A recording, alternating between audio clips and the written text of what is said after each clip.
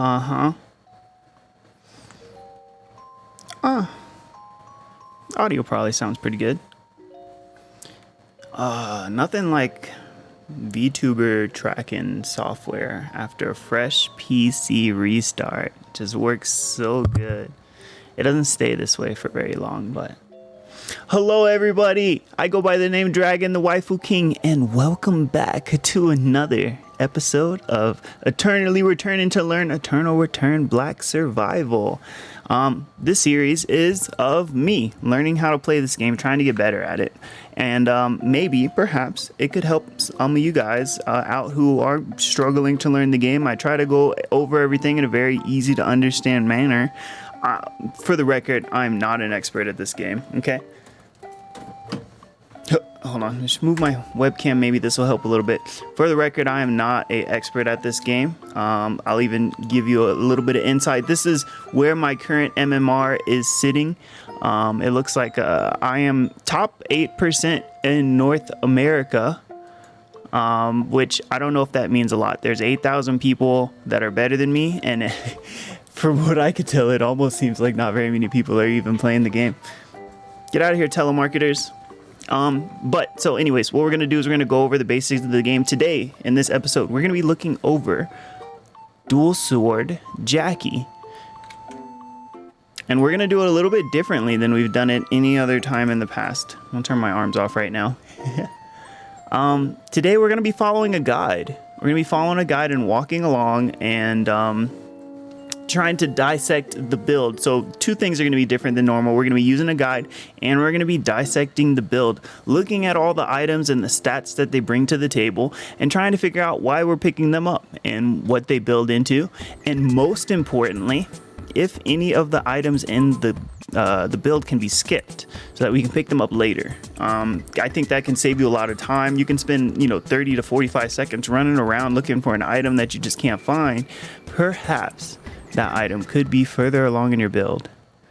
All right, so we're just going to pay a little attention to that. I think we may go forward with all of our Eternally Returning videos in this manner, but we'll see what it looks like. See how long it takes. This is going to be a little bit longer than normal. Where should we begin? Let's talk about Jackie here. She's one of the starter characters in the game. Though it says Dual Swords, Jackie actually has a 3-level difficulty. This is a more difficult build than normal. In this game, Eternal Return, what you do, it's a battle royale that plays like a MOBA. So the goal is to be the last person standing as the zones close and you are forced to fight each other. However, it plays like a MOBA, so it's a top-down view. You press Q, W, E, R to launch your skills, and you craft items, and you craft items that increase your stats that help you in these fights.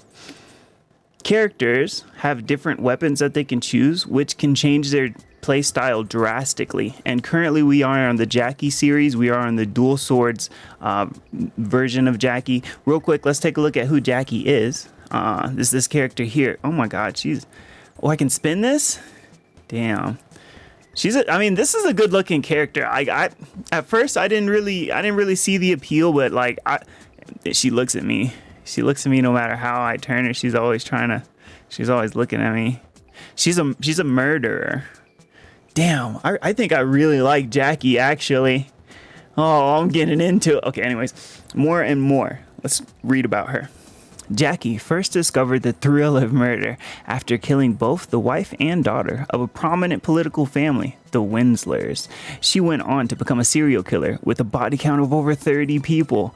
Her name, Quilt, comes from her modus operandi of slicing up the victim's body into small, indistinguishable pieces.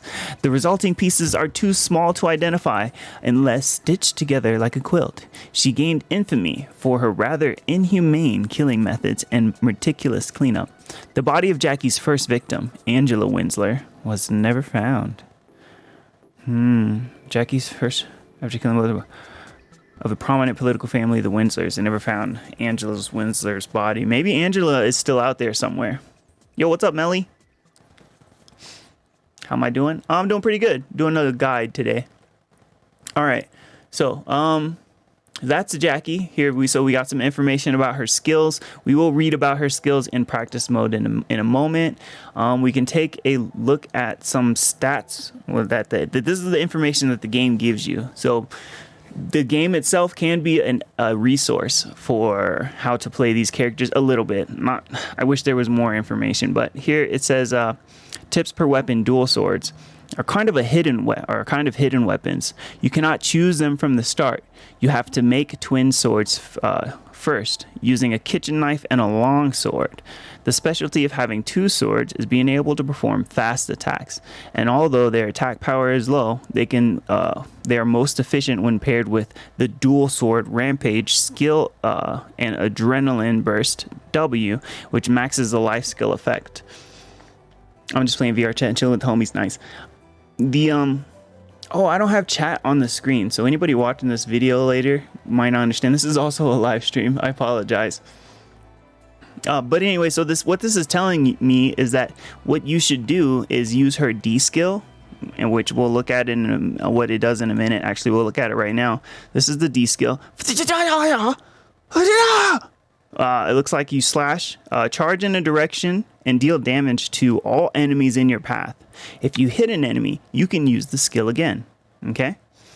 And I think that combined with the W ability, which allows her to heal when charging towards bleeding opponents, is a great burst of health. I know you're smiling, bro. Let's see. Also, real quick, while we're in Jackie, I think it's super, super important. Remember to support the game. The skins, she has a secondary skin. Let's take a look at it. Ooh, it's looking... Oh my god, it looks nasty. Look at that. Wow. Oh, I can't see the back of her legs, though. I don't know. I don't know if I would go for the secondary skin just because you get this little angle here. I'm really liking it. But she is getting a new skin pretty soon that's going to look really nice. It's a red dress skin. She thick nasty. Let's take a look at the guide. So,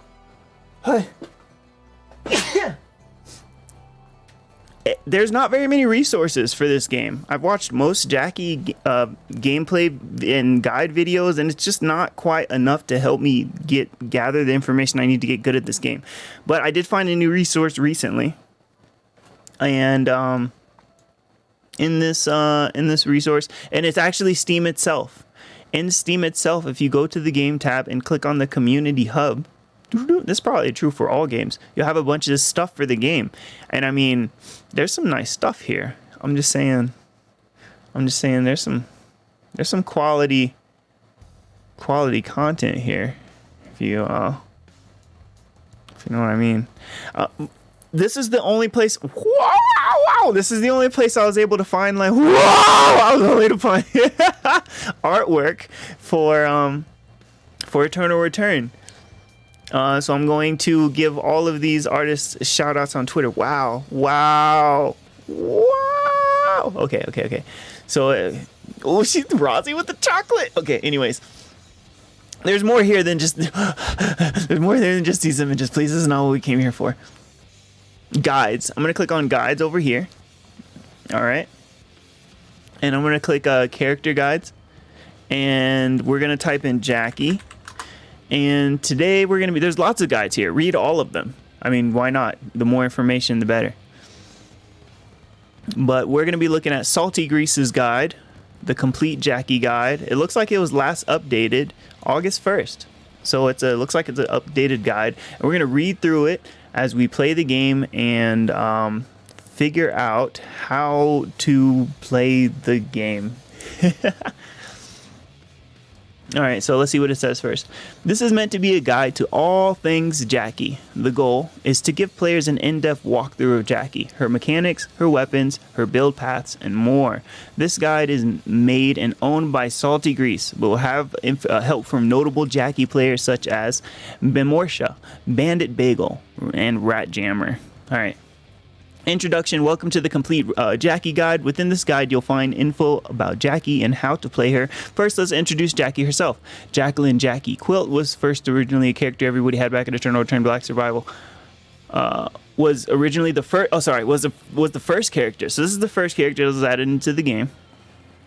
and is a melee brawler, also known for her relatively high mobility. She's a very, very fast character. If at any time you feel the exact stat or info of this guide is behind, please refer to the wiki right here. So this is where you can get updated information. Table of contents. There's a lot here. It goes over all of her weapon builds, so her dagger skill, her axe skill. We're gonna look over her general information and the dual sword information. So, Jackie's skills. Jackie's role is a brawler, meaning that she specializes in close range, elongated fights, and is vulnerable to range encounters. Let's take a look at her skills that give her this role. Alright, so I'm also going to pull up the game. And we are going to open up a practice round. Practice mode. I'm going to fire up Jackie. So you have to click on dagger because dual swords isn't here. It's a hidden skill. We're going to select it. And you'll see that dual swords actually shows up as a top rated build. I'm gonna go ahead and grab the build that we'll be using today. Dual swords overview. Or maybe I should grab it afterwards. Let's grab it afterwards because there's 3 of them that we can look at and we can choose our favorite path. Sorry, let's go back into the practice match. And this is my first time going along with the build. We've just been kind of winging it up until now. I don't think we've done too bad of a job, but we'll have a lot more accurate and usable information here as opposed to theory crafting, which I mean it all kind of is theory crafting really. It just depends. These theories are probably based on a lot more experience and my own thoughts. That's what I'm thinking. So first we'll start with hack and slash. Hack and slash is Jackie's Q. She swings twice in a small cone in front of her, dealing moderate damage and applying bleed damage over time to her targets. Alright, we'll let the match start up so I can show you the moves as we play them. I have a little bit of experience with Jackie. Somebody told me one easy way to grind up some rank in Eternal Return was to play Jackie and avoid every single fight and fight every single monster and level up and get to the end of the game by avoiding all of the fights. Let everyone else fight each other and then trying to win that last fight. And even if you lose that fight, you'll likely make it up in LP. And the reason that this is a viable strategy is because her abilities allow her to run away very well. All right, so here we are. We're in the game now. And we will start with her Q. Here, let's get all the moves. Let's do a increase all mastery. We got all the things. Level it up, level it up, level it up. We have the dagger skill, so we need the right weapon. So we're gonna get weapon.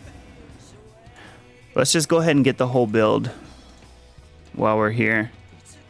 We'll reset the build, and we might reset the map or something, and then go along the build later.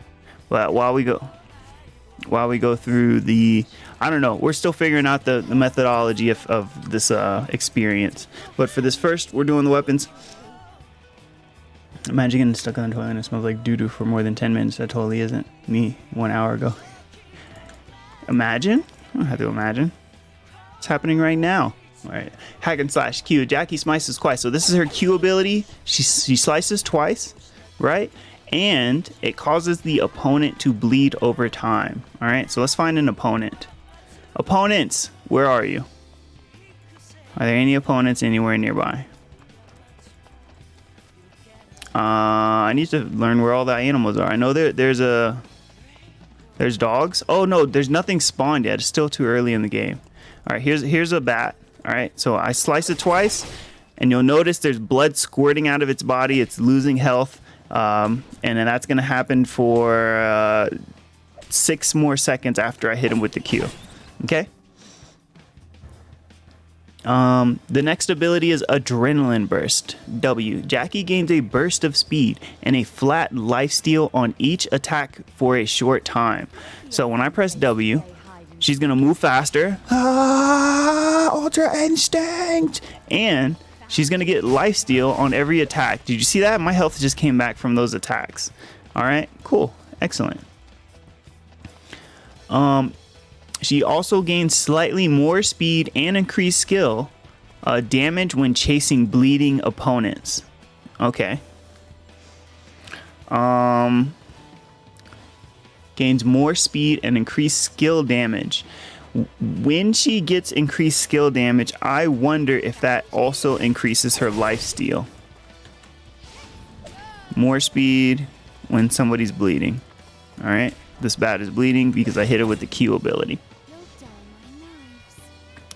So what you do is you run up on somebody. They're like, oh no, don't hurt me. You hit them with the Q. Now they're bleeding, and then you hit W, and if they try to run away, you will be running at them very fast, faster than even normally just hitting W, because they are bleeding. Or maybe not Q. There's another move in here that can cause them to bleed. We'll take a look at it in a second. Her third move, Leaping Strike. That's her E right here. Leaping Strike jumps towards the cursor, applying a slow to enemies hit, which is increased against bleeding enemies. So remember, you hit them with a move that causes them to bleed, like this Q, for example. You have to actually land it for it to work, okay? But you hit them with the Q, and then if you hit with the E, it causes a slow. Well, it normally causes a slow, but if they're bleeding and you land on them, the slow is increased. It's even more of a slow.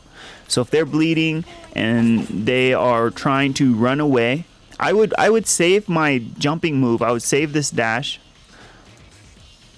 All right, I would save this dash until my opponent uses their dash move. If I know my opponent has a dash move, let's say Aya, for example. I see Aya, I run at her. I attack her with the Q. She's like, oh no, don't hurt me. And then she dashes through the wall, right? Trying to get away from me. She dashes through the wall. Good thing I didn't run up her with the E move, because then I wouldn't be able to follow her. I would have to go around through a door to get to her. But because I just ran up on her, I can now dash through the wall and follow her. So I would wait until the opponent uses their movement ability before using my movement ability. All right, and then so if I did land the Q, I jump on her. Now she's super duper slowed. She's definitely gonna die. Hit her with the it's over. Okay. The next move in Jackie's kit is her R. That is her special ability. All right. It's called Chainsaw Murderer. Jackie draws her chainsaw, applying a bleed on attacks, increasing her attack speed, and after 7 seconds or up to 15 seconds later, can reactivate to end the skill early and create a small explosion and deal a burst of damage. Okay, real quick, let's dissect it one thing at a time. So you press R. She pulls out the chainsaw. Do you see that animation? She has the chainsaw in her hand. There's electricity flying around her. She now has increased attack speed, so she's going to be way faster than when she doesn't have it. Right? This is her without it. Let's bring up a dummy. We're attacking it. That's the speed. Okay. It says down here my attack speed is 1.73. I'm going to press, well, you can't see it because my model's in the way, but I'm going to press R. The attack speed went to 1.88. So the attack speed is faster. She is attacking faster right now. Not only that, each one of these attacks is causing the opponent to bleed. The chainsaw makes the opponent bleed, okay? Very important. After 7 seconds, and you can reactivate the ability to cause a small explosion and deal a burst of damage. So you launch the attack, you attack, and somewhere between 7 and 14 seconds, there's a little timer here, right? There's a little indicator that shows you how much time left you have on your ultimate. If you press R again, she does this move where she spins around, hits everything around her, and does big damage. How much damage is it doing? 600 damage. All right. That's more than your Q. That's more than your E. That's a big chunk of damage right there. All right. And you want to do that to execute the opponent.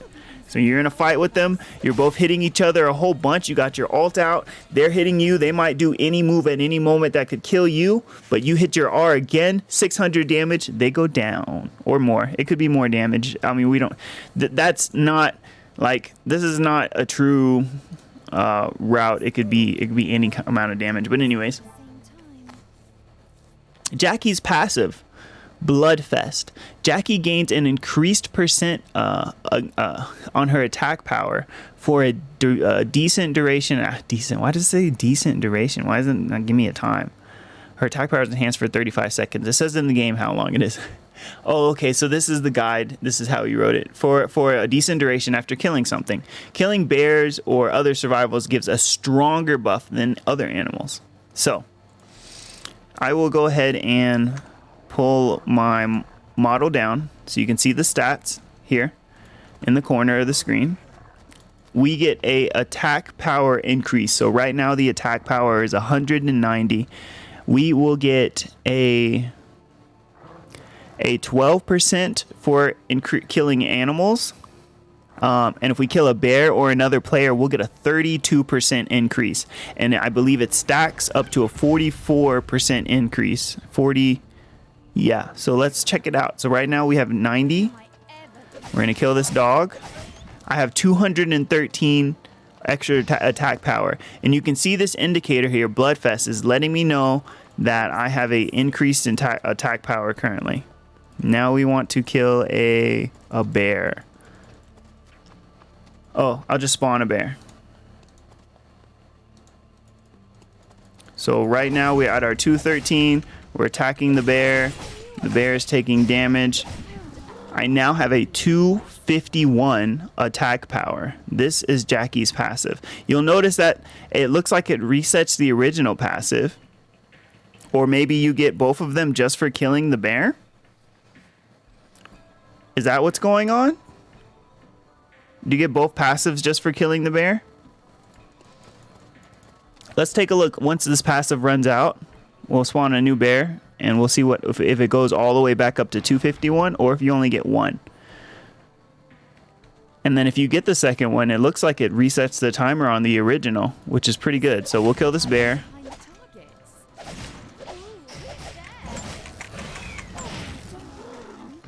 All right, bear is down. We're back up to 251. So killing bears is the ideal. Killing a bear.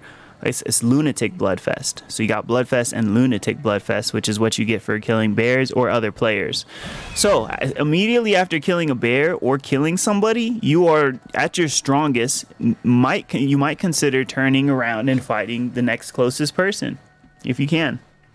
That is Jackie's passive. Alrighty. Let's head back to the guide. Weapon skill. Jackie has access to 4 weapon types. Currently, hold on. Currently, Jackie has access to currently the most of any herb's character. Each different weapon type grants a different weapon skill, which is unlocked at level 7 weapon mastery and is upgraded at level 14 weapon mastery. So what that means with weapon skills in the game, there's a lot of different things that get you experience, and one of the experience you get will upgrade your weapon skill. You usually get that by fighting. You hit the dogs, you hit the bats, you hit other people. That will give you experience in your weapon skill, and when you get to level 7 in your weapon mastery, you get the weapon skill. And every weapon has a different skill. You will press the D on the keyboard, and you'll do the weapon skill. Dagger has a skill that makes you go invisible. Today we'll be working with dual swords, the dual sword skill. So when you get to level 7, this is the ability anyone that has dual swords will get. Dual swords are a hidden weapon type in herbs, as you cannot start the game wielding the weapon type, but you must instead start with a sword or dagger, and using both a sword and a dagger, crafting the base twin sword item. They are notable for hitting twice for every auto attack, making them great as a auto attack based weapon. I don't know if you guys noticed. We'll take a look real quick. in the game, when I do click on him, every time I attack, she does swing 2 swords. Why is that so incredibly fast? That was insanely fast. Hold on. Let's go ahead and spawn us a wick line. You see 1 2 1 2 1 2 1 2. So she's doing 2 attacks every time she swings this thing. Just like her Q, which also swings twice. All right. Bring back the... Here we go. All right. Dual Swords Rampage is the weapon skill for dual swords. Jackie will walk slowly in a short path and wildly slash with her swords, dealing 6 instances of damage quickly. If she hits 4 of the 6 slashes, she can reactivate the D to do a dash that deals considerable damage. Each instance of the skill is affected by extra skill damage for each individual hit. So if you build an extra skill damage build, there are items that will give you extra skill damage. What extra skill damage does is it ignores the opponent's defense. So you will attack your opponent. The opponent's defense will be ratioed in with your attack damage, and so it will reduce it by percentage. But extra skill damage gets added on after your attack power gets reduced. So each one of these 6 attacks get extra skill damage. If you get an extra 20 points per attack, each one of these attacks is going to do extra 20 damage just by pressing the D skill once, your weapon skill. So that's not bad. That's pretty neat. Each instance is extra skill damage. This is the basis for AMP dual swords build. So AMP, skill AMP builds, which build extra skill damage stats to blow up targets quickly. Very, very nice. This also sounds very nice in the late game when people have lots of defense. Let's take a look. So Axe. TLD Raw are recommended builds. Currently, these are my opinion the strongest and most consistent builds for each weapon type. Dual swords. Here we go. Let's use this one. He says this is the strongest. Let's copy so in this game,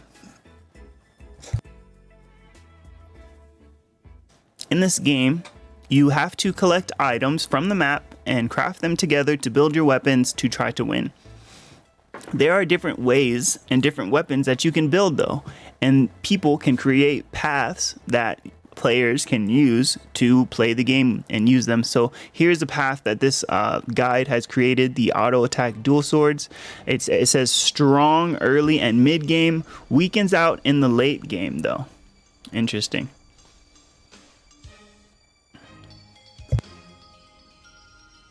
All right, but he says this is the best one. So let's take a look at it. What we're gonna do is we're gonna copy this code. It says 381076. And we're gonna go back into the game and we are going to leave this match and we're going to grab that build.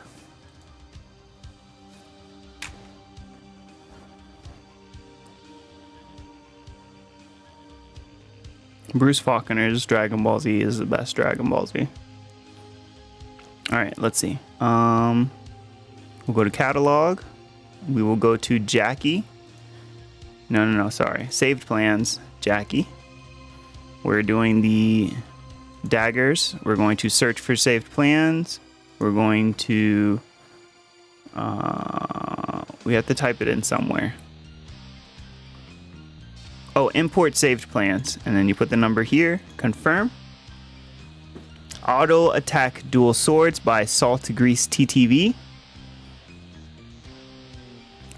This is the build here. Alright.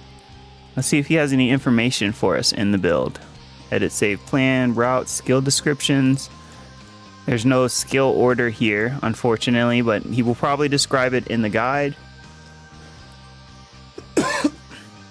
Let's go ahead and fire up practice mode with this build. Jackie, select character, and so now we have the auto attack dual swords build as an option before the match starts, and we select it here. and let the match load up.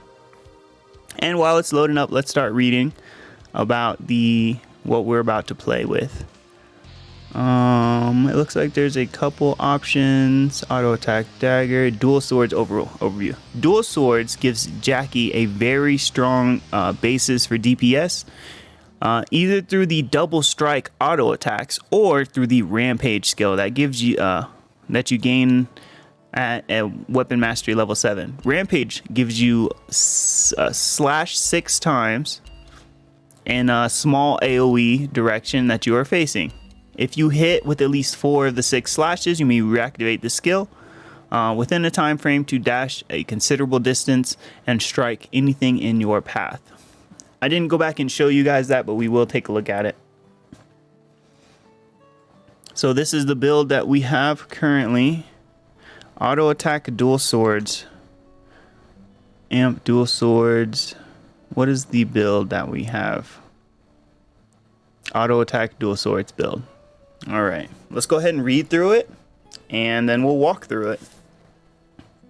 So let's put top right back up. This is the build right here. There's other information about other builds here, but this is the one we grabbed. A simple build for simple people. Hitting things does damage, so why not hit them as fast as possible? The trick is to stick to people with your superior mobility and DPS them down quickly. Nice. And I understand this. Ooga booga. Ooga booga. Food routing. HP. Hot ramen. Turn both starting water into boiling water using 2 lighters. Grab 2 ramens and make hot ramen. It's simple and quick food that will sustain you through the early fights and is finished quickly as does not clog up your inventory. SP hot chocolate. After making hot ramen, it is also incredibly easy to make hot chocolate with a single chocolate from Uptown, giving you 2,000 SP worth of beverages in a single craft. And Uptown is our second zone, so it looks like we'll be able to get these 2 foods in our first zone if we go through this build in the path that it is written up for us. Let's try to do that. Extra items. Imperial Crown. Instead of making motorcycle helmet, some players would rather opt into focus on getting the Imperial Crown, as it is just a flat upgrade, only having to enter school as a 5th zone in order to make it. Okay, alright. So, we have a transitional weapon, everybody. This is our first build with the transitional weapon that we're looking into. Looks like we can go from our motorcycle helmet to an Imperial Crown. We will look at that in a later. Backup zones. The only items you may struggle to get are enough feathers. Wow, the build gives you information on that. That's very nice. Making cemetery and hospitals your main backup zone. So if you don't get feathers, which in this build come at, it's part of our jacket. In forest, our 3rd zone, we got to run through forest for some feathers. We may end up in hospital or cemetery. Transitional items. Okay. Transitional items are ordered in this way. Best in slot RNG options. Best in non-RNG options. This order can be broken up if the non-RNG option is better than the RNG option. What does that mean? Let's read the rest of the build and find out. Disclaimer, there are always multiple ways of transitioning items, and this is just a small list of 1 or 2 transitions might go. How 1 or 2. You cannot always force these transitions, but you can work towards them using similar items for similar effects. Weapons. The Star Steel Twin Swords to the Discory. What the heck does that mean? Let's take a look at the game. Alright, our final weapon here is the Discory. No, Dioscuri is the Dioscuri. Star Steel Twin Swords to Dioscuri. Mithril Armor from the Butler suit. Okay, so let's see what that weapon looks like first. Is this it here? Fraggered Weapon Mount Slicer. No. All items. Dual swords. The Star Steel Twin Swords Has more attack power, a little less attack speed, but also has that extra normal attack damage that we like. But that item requires a meteorite. Okay, so we would build the twin swords, maybe build 2 twin swords early and just have it just in case we run by a meteorite, and pick up the star steel twin swords.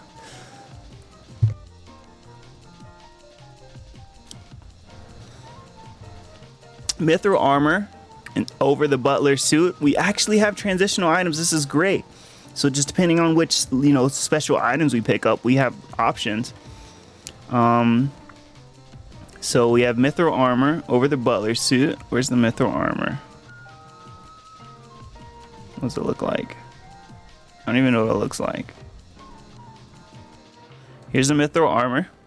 Costs the mithril and the leathered armor. And the leathered armor does not build into the butler suit. Okay, so if we just happen to grab a mithril, how would we want to go about getting the leathered armor? We would need fabric armor,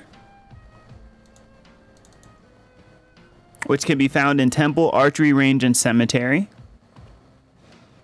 And that's it. And leather, which we can get anywhere. It also can drop from dogs. And so this is pretty easy. And why would we want it over our normal item? So it has a defense of 60, movement speed, and some skill damage reduction. While the butler suit has it doesn't have a defense. It has attack power, life steal, which life steal is good in on the 2 sword attack, and defense from normal attacks. So defense from normal attacks is pretty good. That counters extra normal damage. But we don't have the defense. We could just have the defense, which will also reduce the damage taken to us, and will reduce the skill damage reduction. So this is just big defense all around. Honestly, we lose the life steal and attack power.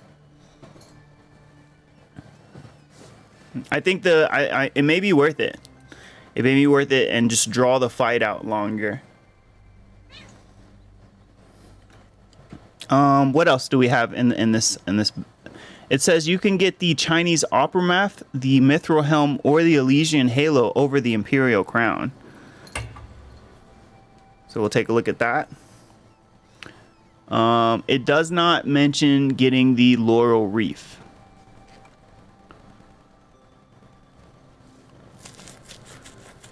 Okay, so Chinese opera mask.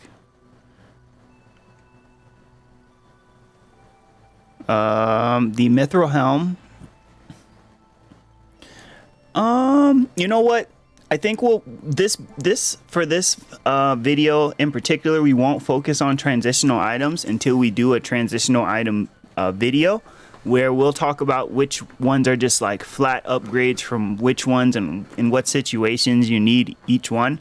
For this video, I think it may be better to maybe look at pathing for after full build and just make a note on the transitional items that we could build if we do happen to run by something such as Tree of Life or Meteorite.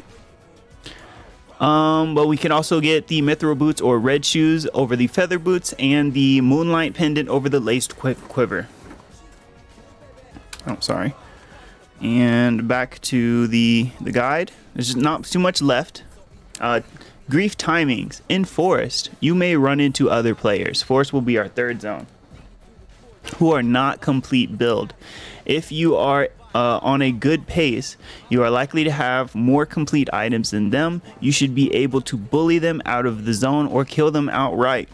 This applies to you. This also applies to you, however, and showing up in forest on a slow run can easily lead to death. So if we are ahead in forest, that's where we want to fight. That's really good information. That's great information for a build. Like here, this is where you're strong. This is where you want to start bopping people. Excellent. So that's fantastic. Since we are on the builds, let's just walk through this build and look at the items that we get as we do it. Then we'll look at matchup. We'll look at the into matchup data. Just a little bit of matchup thought process. So just there's not much here, but we'll look into it.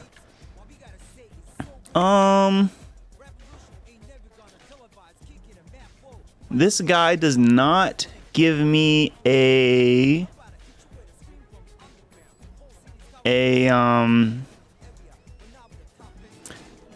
guide for how quickly I want to build these skills. So we're gonna take a look at in DAC.gg. This is another resource that you can use to find information about characters. We're gonna go into guides, characters, and we're gonna look into Jackie, and we're just gonna see what's most popular. See if this build is even shows up here. All right, we're in Jackie. We are on solos. We are doing the dual swords, which seems to not be very popular right now. Axe Jackie is so huge right now, 74%. Wow. But we got 7% dual swords. Let's see what we have going on here. In this one, it looks like we got 3 points in her E, and then we finish her E last. EQW to get all of our moves, R, and then WWW, which is our running move. It doesn't look like we focus on Q very much at all. We probably only use Q just to cause the bleed. Let's check out this one. E, W, Q, W, W, R, W, E, E, E, R, R, T, T. All right, so Q is last here. And then T, which would be our passive. This one says max the passive last.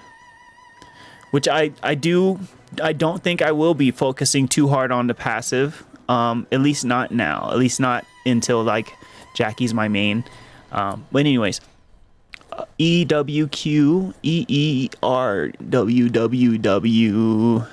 I think it's put a few into her E, which is her jumping move, and then start maxing her W. Oh, my throat. Okay, I need some water, everybody. I will be right back. Mountain Dew. Here we go. Oh yeah, that's gonna make it worse. All right, dual swords Jackie item builds. Discovery seems to be super popular. The Star Steel twins are also popular, and seem to be the most built items. The items that we are building do not seem to be on the top of the list here, but that's okay. We have a guide. Well, we have somewhat of a guide, so it would be ideal if the guide gave us some kind of information on how to go about our fights for this build, for this route, but this is a very big general Jackie guide. Maybe we'll do a more specific guide for the next one of our Eternally Return series. Sorry, fixing my leap motion. Oh, my arms. No. I'm not even using my arms right now. Okay, I'm not gonna worry about it. Okay, so we have our transitional items. Let's go ahead and walk through this build path. So we start zone 1. We're looking for a few items. See what we can get. We got the scrap metal. We're looking for short rod, rusty swords. Which, let's see. They only mentioned perhaps skipping the feather, so I don't think I want to skip anything else.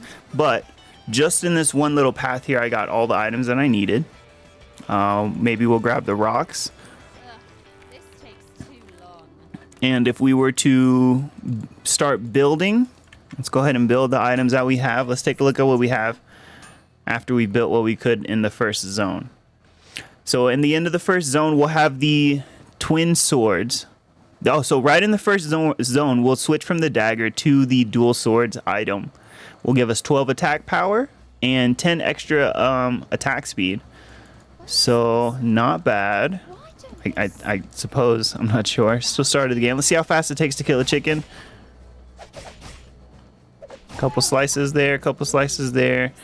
We'll need 4 leather, so we should want to do some early farming. I think in I will want to pay attention to if there are any wolf placements on this path, or perhaps maybe start going Hotel Range Alley after we finish this build and just take over this side of the map.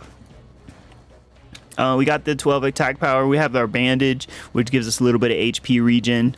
Okay, so our health is coming back a little bit after. We really shouldn't be fighting anything and taking any damage. And we'll level up, and our health will grow, and it'll regen back to full health a little quicker. Our second zone is Uptown. We will be looking for glass, carbonated beverage. Sorry. Ribbon. All right. We got oil. We got our shoes. Are they just called shoes? Yep, running shoes. I'm gonna go ahead and get in the habit of grabbing cameras if I see them. We're gonna get our W next for speed because it's still early. Maybe we don't want to take these fights. Maybe we want to get our items as fast as possible. We're gonna build this oilcloth. We're gonna build these shoes out of the cloth and the running shoes. We'll build the boots. Okay. We'll get our combat boots from the boots and the leather that we picked up from the chicken. Let's just get the laser pointer. I'm reading the items out. How many other players are there per match? About 18. 18. I think it's 20 people in a game. I'm gonna grab the carbonated beverage. The carbonated beverage and the dead battery make the ion battery. And that's our weapon. With the ion battery, we get our Discurry for the twin swords. Oh, okay, so that was the most popular build when we were looking up earlier. I don't know why I was confused. So yeah, so unanimously this weapon seems to be the one to go for. We are now level 4. I'm gonna put 3 points in my E, and then we'll start maxing W. Okay. Let's see how long it takes us to kill this bear. It's level 5. Look at that, it's doing some damage. We'll cause it to bleed and then hit W. That should let us heal on auto attacks and attack faster, so we don't waste too much health fighting that bear. We pick up another leather, which is possible here in Zone 2, which would give us our leather jacket. The windbreaker and the leather will build into the leather jacket. So go ahead and build that. Oh, and then that can build into the suit, the leather jacket, and the ribbon builds into suit. All right, so at this point we have 15 lifesteal. I kind of want to fight the other bear and see what that looks like now that we have some extra lifesteal. So we're attacking it. My health is going up when I attack. I'm gonna make it bleed, and I will hit my W, and we're able to sustain pretty well in that fight. All right, so I don't show you guys bad habits. I don't think you should really run around with low health for very often, so I'm gonna go ahead and eat some meat and grab some things along the way.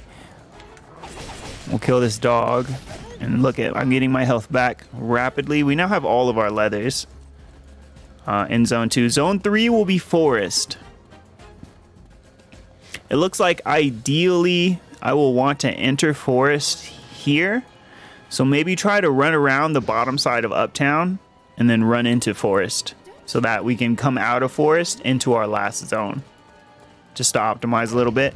We need feathers here. This is a zone we may have issues. We need feathers, bamboo. So here's the bamboo. And what is this thing called? Gemstone. All right.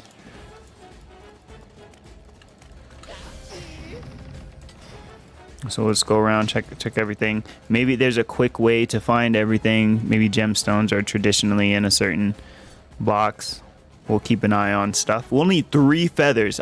So this is why you may run into issues during this build, because you'll need 3 feathers here in forest. And if people have been here already, you might have a hard time getting 3 feathers. Take notes, there are wolves here in the forest. So if I were to kill these wolves right now, the respawn timer on the wolves are 4 minutes. So I want to just mentally take a note that in 4 minutes, and at 21, well, the game wouldn't pass 20 minutes, but in 4 minutes, come back, get these wolves, and they might start dropping RNG items, which would be good. Let's see what else. We're still looking for feathers. What animals hide in a forest? There's no one else in this game, and we are having... Okay, so we got all 3 feathers. Let's start building our items. We just built a quiver, and then next we're gonna build from the feather. Oh man, it's hard to tell what these things are building to, but we just got our butler suit, which gives us 25 attack power, the movement speed, the life steal that we were talking about earlier. That builds out of the suit and the... I don't know, I didn't see it. The feather duster, we'll go ahead and build that. Build our full laced quiver accessory. So by the end of the 3rd zone, we have our weapon, our chest, our leg, and our accessory. And if we get through here quickly, it's saying this is where we should start fighting people. We might be ahead of them. We'll check their weapon skill. So we're currently at 5, right? And we're level 7. And we'll quickly maybe hit tab. Look at the opponents. So we have 3 purple weapons and a blue one. And we'll see if they're just running around with a bunch of green stuff, right? A bunch of nothing. Hit them, jump on them, smack them up. Let's see what's in here. While you're here in forest. All right, let's move to the next zone. The last zone will be here in beach. Lots of sand here. Annoying. If you did get all your feathers, if you didn't get your feathers, you may have to go to cemetery or hospital. All right, we'll start grabbing what we need here in beach. Maybe we can get it just coming down along the bottom of the path. We don't need any sticks in this build. We got some bears. We will practice our moves on the bears in a second. Build a helmet. That is our motorcycle helmet. We now put our 3rd point into our W. The last thing we need is our arm. Oh, and that's it. That's the whole build. Holy woo! That's a crazy fast build. It's just these 4 zones. If you get all the feathers, you're good, right? And then that's it. So at this point, we have 193 attack power, 41 defense, 1.33 attack speed, 3.93 movement speed. Now, what does that mean? Well, maybe just take a note of these numbers and compare it to some of the other characters you play. And just have an idea of, at full build, this is what these characters are capable of. Fantastic. Let's take a look back at the guide. Oh wait, let's hit this. Take a look. So get the life steal we're getting from the bear. That's pretty good. He really didn't do very much damage to us at all. Wow. So just a couple hits and we're full life. So here, when you're in this situation, right, you can level up your Q, your W, your E, or your passive. So you can get that, 35 seconds of full, 42 extra damage after killing a bear. Could be handy. But perhaps it could be also handy to level up one of these abilities. Maybe you want to get your W up. Get your movement speed up so you can chase people down faster. You get your HP recovery up. Heal even more when you get into these early fights because you finished your build. Do extra damage. Get the cooldown down faster, So it just depends on your play style, right? If you think you're going to be farming animals from this point forward, go for the Bloodfest. If you think you're going to be running down characters that you see, maybe it's already happening. Maybe you saw the map and there's lots of people around you. Maybe drop it in the W. Or put it in the E. Just things to consider at this point in the game. Back to the guide. We're going to start looking at the matchups. We're just going to read through them. And I will show you the characters on the screen as we do the matchups. So let's go ahead and quit the game.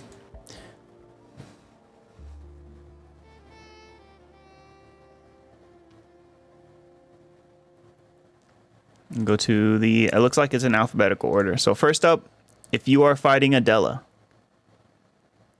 It's going to bring the character up. Okay, Adela. Her main source of damage comes from her consistent Q pokes. It is strongly advised to dodge them when possible. Let's take a look at her Q ability. So she's dropping these chess pieces on you. So just dodge those. How do you dodge them? Well, it looks like there's an indicator on the ground, so you have time to avoid that before they come down. Adela possesses large burst capabilities with her W. Her W looks like it bounces the mouse pieces around.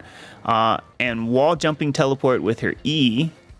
Wall jumping teleport, what does that mean? She puts the oh, she can trade places with the rook, just like chess. Wow, pretty cool. Okay, because she's the queen. Oh my goodness. All right. Her R makes her invulnerable for a short time, then deals massive damage nearby. Overall, the trick to fighting Adele is to run her down in close combat, as she cannot easily poke with Q, while sidestepping constantly to avoid possible W burst and empowered Q stuns. It is recommended that you save your jump for her R, even if she E's away. I have fallen to that ult many times due to her using my mobility right before she uses it. Okay, so yeah, save your jumping ability for when she tries to do her special ability so you can get out of the way. This is what her special looks like. She does this, she jumps, she's invulnerable, so you jump away. While she's doing that, she drops down, does less damage. Oh, you jump away from any of her rooks. You just get the heck out of there. Yeet.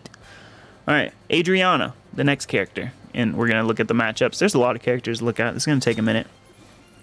Adriana is the queen of poking skills, and you can easily misjudge the amount of damage you are taking. The key is to bait and avoid anything she places on the ground, and to sidestep when she's using her Q ability. Let's take a look at her Q ability. Ooh, look at all that fire. Nice. So sidestep that, don't get caught in the fire. Her E is a wall jumping dash, so again, you may want to save your jump to copy hers. Her E is a wall jumping dash, so I think that's the fire. Yep, so she can jump. She can go through walls with that, so maybe don't use your jump until you see her do that. Okay? While sidestepping constantly, possibly avoiding the W burst and empowered Q stun. W burst. So it's putting the oil down. Okay, she puts the oil down and she can light it on fire.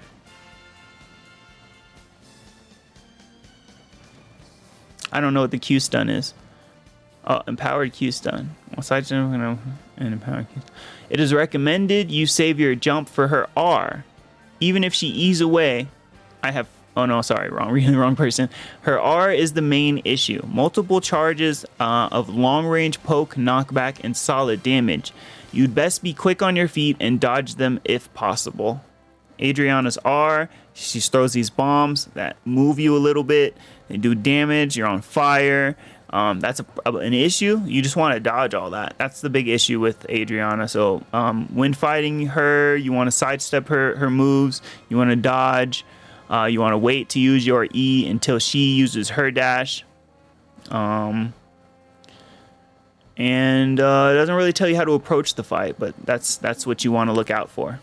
The next character is Alex. Fighting Alex is a weird set of mind games for Jackie. Alex has many skills and weapon skills at his disposal, and an Alex that knows how to make use of each one is dangerous, even when you have a major advantage. There isn't much that can be said other than to avoid his melee W pull. Let's take a look at his moves. other than to avoid his melee W pool, melee E taunt, his R, and keep in mind his current weapon skill. So you gotta, so what, maybe there's a way to see his weapon. You can see his weapon skill above his head, and you know, keep track of which one he could possibly use at you on at a time. And unfortunately, I don't know enough about his moves to even really understand what's going on. I know his R drops this and it does a bunch of damage over and over again, so just get out of there. Let's take a look at the next matchup, which will be Aya. Aya plays an entirely ranged poke DPS style, no matter which weapon type she is using. As such, the way to fight her is stays the same. Just use DPS versus burst. The damage differences you need to mind for your own HP. What am I reading? The best method is to get close and stick to Aya and force her to use her wall jumping E, then copy with your own. Okay, so just get on Aya, hit her with everything you got, and when she dashes, you dash. You get on her, you stay on her butthole. Then copy with your own. Generally, that is enough to stick to them, and her R ability takes longer to charge. Then the root will be against you, still allowing you to stick relatively well. So if she does her ultimate, maybe just don't worry about it too much. I don't know if you want to take the damage, maybe just get out of it and then E to her, but it doesn't seem like it's too big of a deal. Aya shouldn't be a problem as long as you are close. If she has the range advantage on you, then it might be an issue. Maybe just run at her with your and just land those hits and get your health back. We are running a lifesteal build, it seems.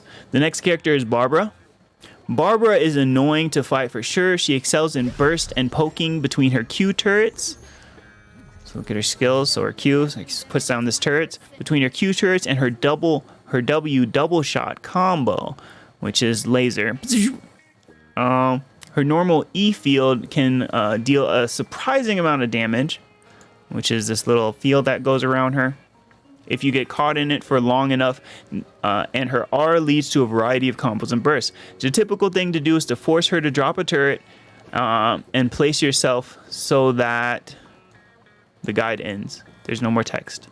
But I believe you want to either kill the turret as fast as possible or just push her out of the turret range so you can fight her not under a turret. She probably won't leave the turret range though. So maybe position yourself so that when you do your Q, you also hit the turret.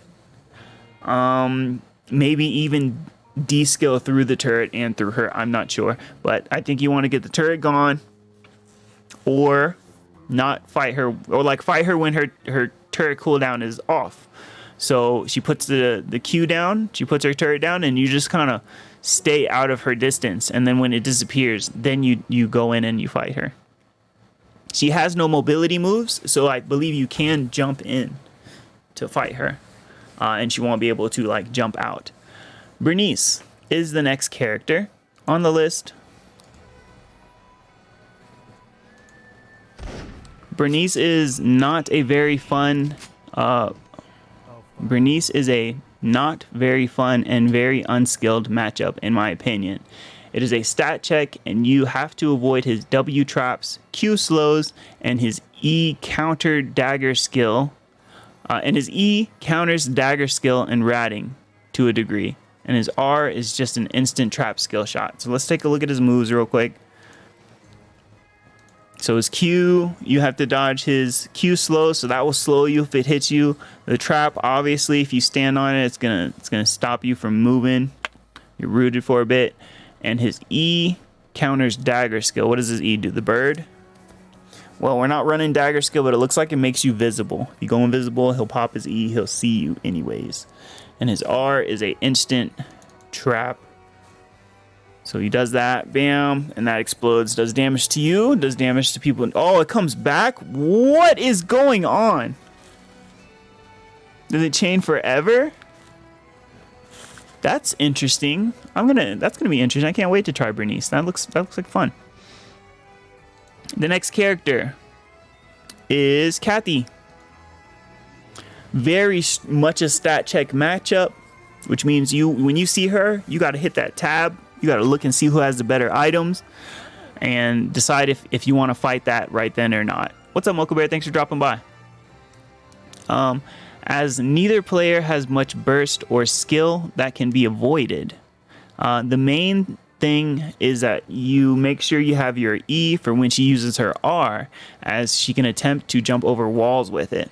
Okay, so there's no like really big moves that anyone can avoid in this fight that will change, the dynamic of the fight. But her R, let's take a look at it. What is she doing? Why is she touching them up? If she revives a passing ally, she creates a healing zone or recovers oh, that's neat. Oh, and then she has this dashing move, so she can dash through walls with that. So maybe save your E for if she's trying to dash through a wall, you can jump on her. The next character, Chiara. How to fight Chiaras. This is a big one. You see a lot of this character. Chiara can be very scary due to the kiting nature of her kit. Her E can root at a large range, and if it hits you, her Q is either a close range burst or long range poke. And her W shield lets her either block some of your damage or deal extra damage to you. The main issue with fighting her is that is a threat of her R. However, as a highly mobility character, you have a good chance to just E away and make her R useless. Make sure you get away before she hits you 4 times with the R, as she can teleport and deal large damage to you. Interesting. So let's take a look at her skills. Chiara, she does these slashing moves that can either be a long, if she charges it, it's a long single direction skill. If not, it's an AoE slash. Her W is a shield that shields her, or she can activate it, dealing damage to you. Maybe just fight through that. I'm not sure. I think if you bust it, it doesn't explode. This is a root. I don't know what to do when she's hitting this move. If I should go in and try to just eat it and then go in. Maybe just dodge it. Don't get hit with it in the first place. If she misses it, then go in. And then her R is this move makes a big circle around her. And it looks like if she hits you 4 times with this move, she can teleport to you and do a lot of damage. And that's what you want to avoid. I think when she does her R, I want to get out, I want to E, I want to run. And then when her R is over, then we go in and get her. I think that's the idea for fighting Chiara.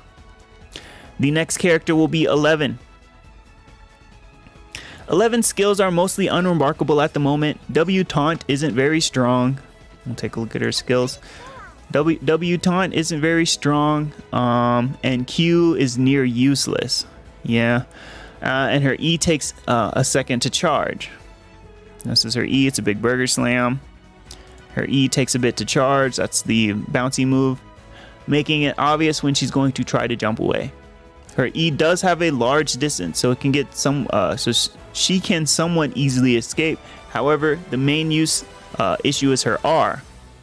This is her special move, which is where there's food flying around her. 11 basically only does good damage when she pops her R and is in a melee range with the target. The best bet is to force her to R, then E away until the duration is over, and then re-engage. That's pretty much the same strategy as we want to use against the Chiara.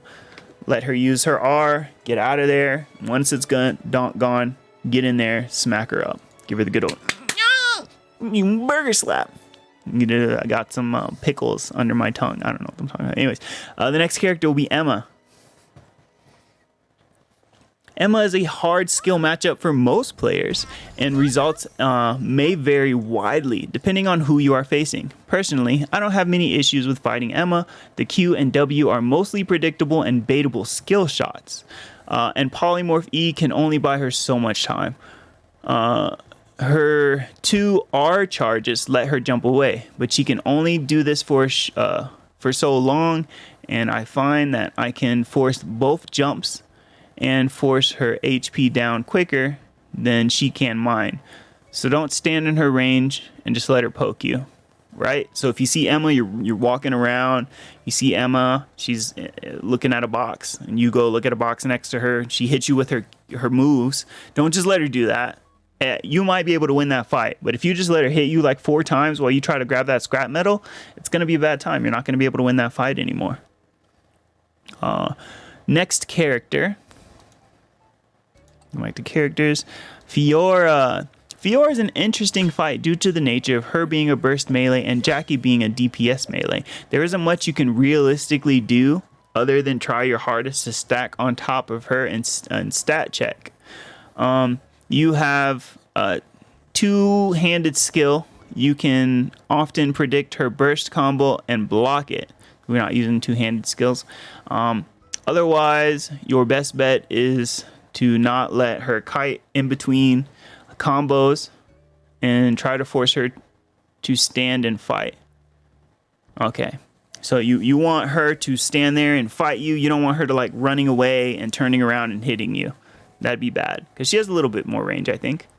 And you want to maybe use your passive skill in that fight, hit something, then fight her. And stat check. Hit the tab. See who has the better items. That's really all you can do. See who has more weapon mastery. Heart is the next character.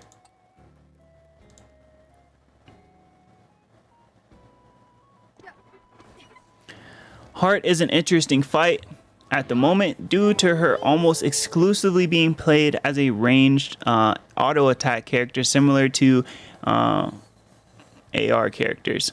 She has multiple jumps, 2 small and 1 larger that she can cross walls, and that let her kit be a little more efficiently than other characters, but she is still vulnerable to being run down by Jackie. The main thing is that she can stall a fight with her unique D charm and her large range R that stops the fight for a short duration of time, making third parties more likely.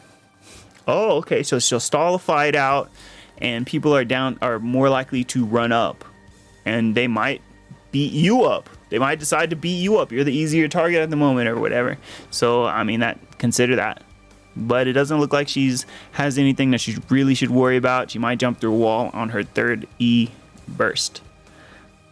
The next character will be Hunwoo. We're taking a look at Hunwoo.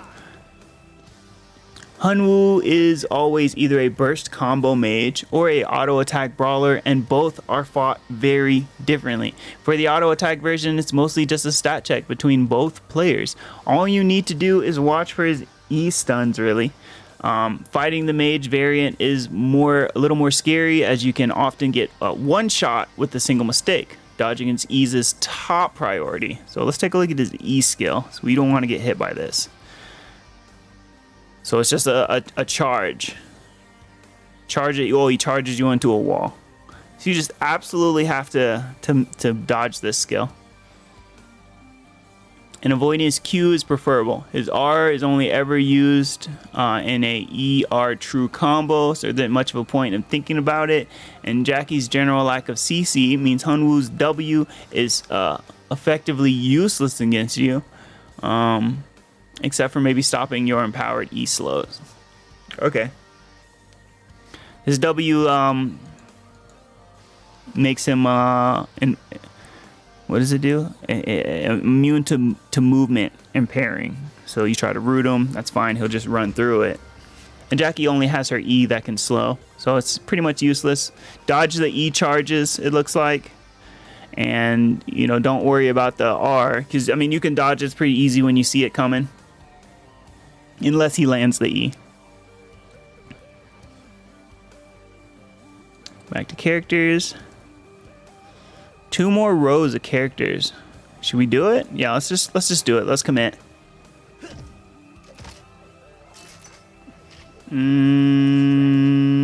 Isol.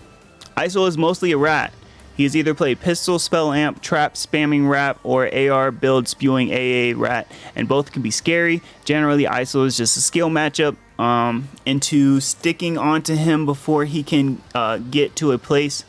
A large amount of traps or DPS you down with his AR, and making sure you have a camera so you can track him through his stealth E dash. Now we have an Isol counter ability. So all that stuff, whatever it meant, it doesn't matter. So this guy has a move, right? Pay attention to this. Not that one. This, it lets him go invisible. He does a little dash and he can run. Have a camera with you.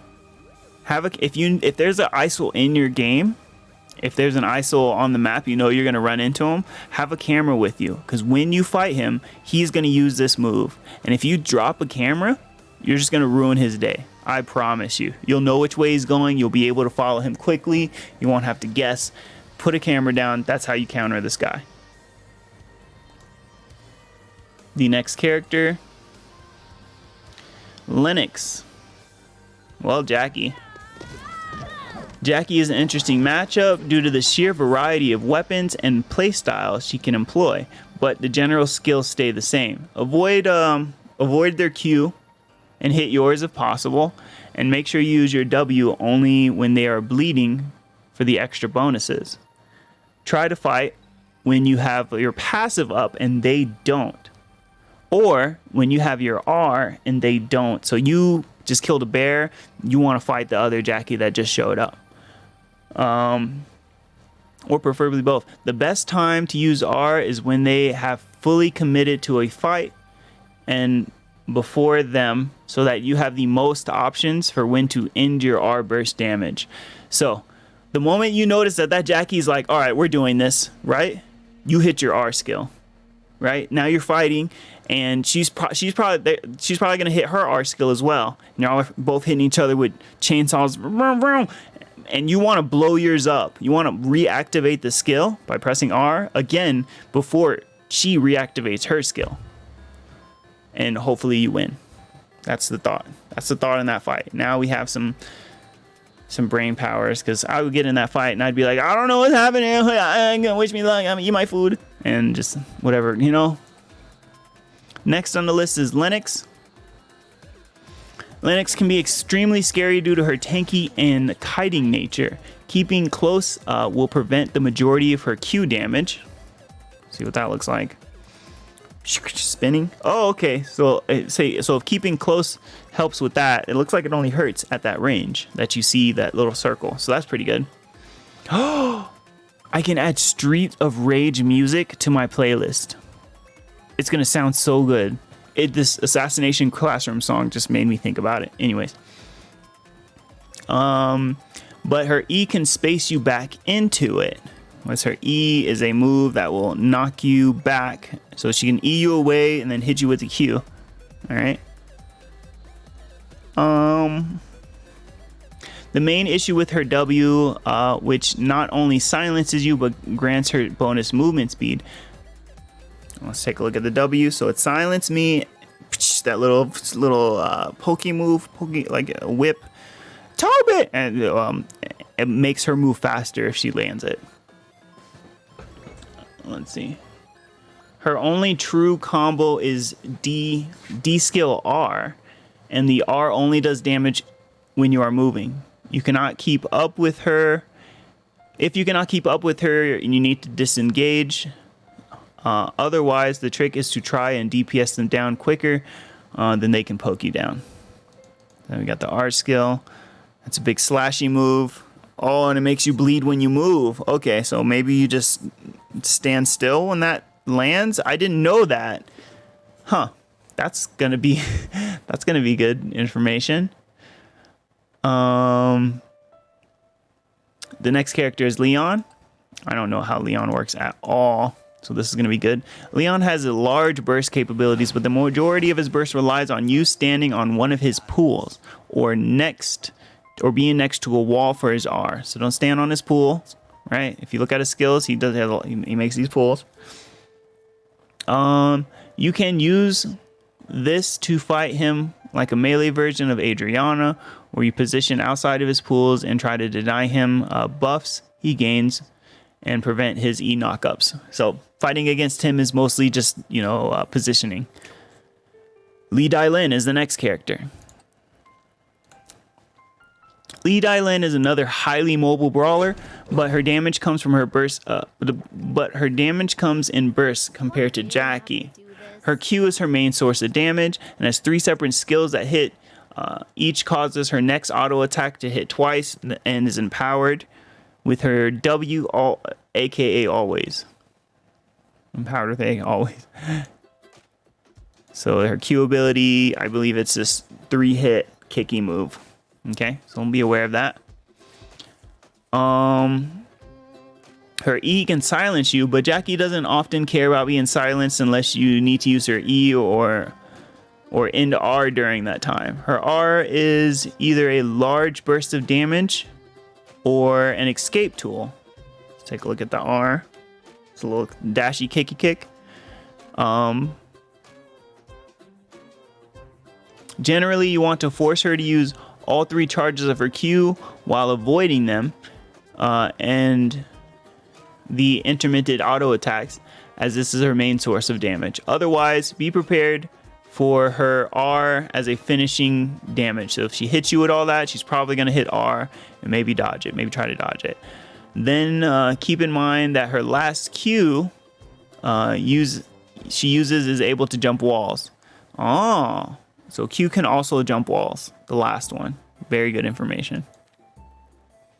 Luke. Big boy Luke. Luke be slapping people up. Luke is another melee brawler who focuses on DPS instead of burst. However, he is still capable of burst. His Q is a skill shot that lets him dash to you even over walls. This move here, and then he dashes in. It's like Lee Sin from League of Legends. On reactivation, his main source of damage and mobility. It is generally easy to dodge the skill shot, as it is slow and predictable. The W makes his attack faster, and his E makes him teleport behind you and does some damage. Both have little outplay other than just waiting and knowing that he has those options. So again, his W, his broom glows, he's smacking faster, and then his E, nothing personal, kid, dashes behind you.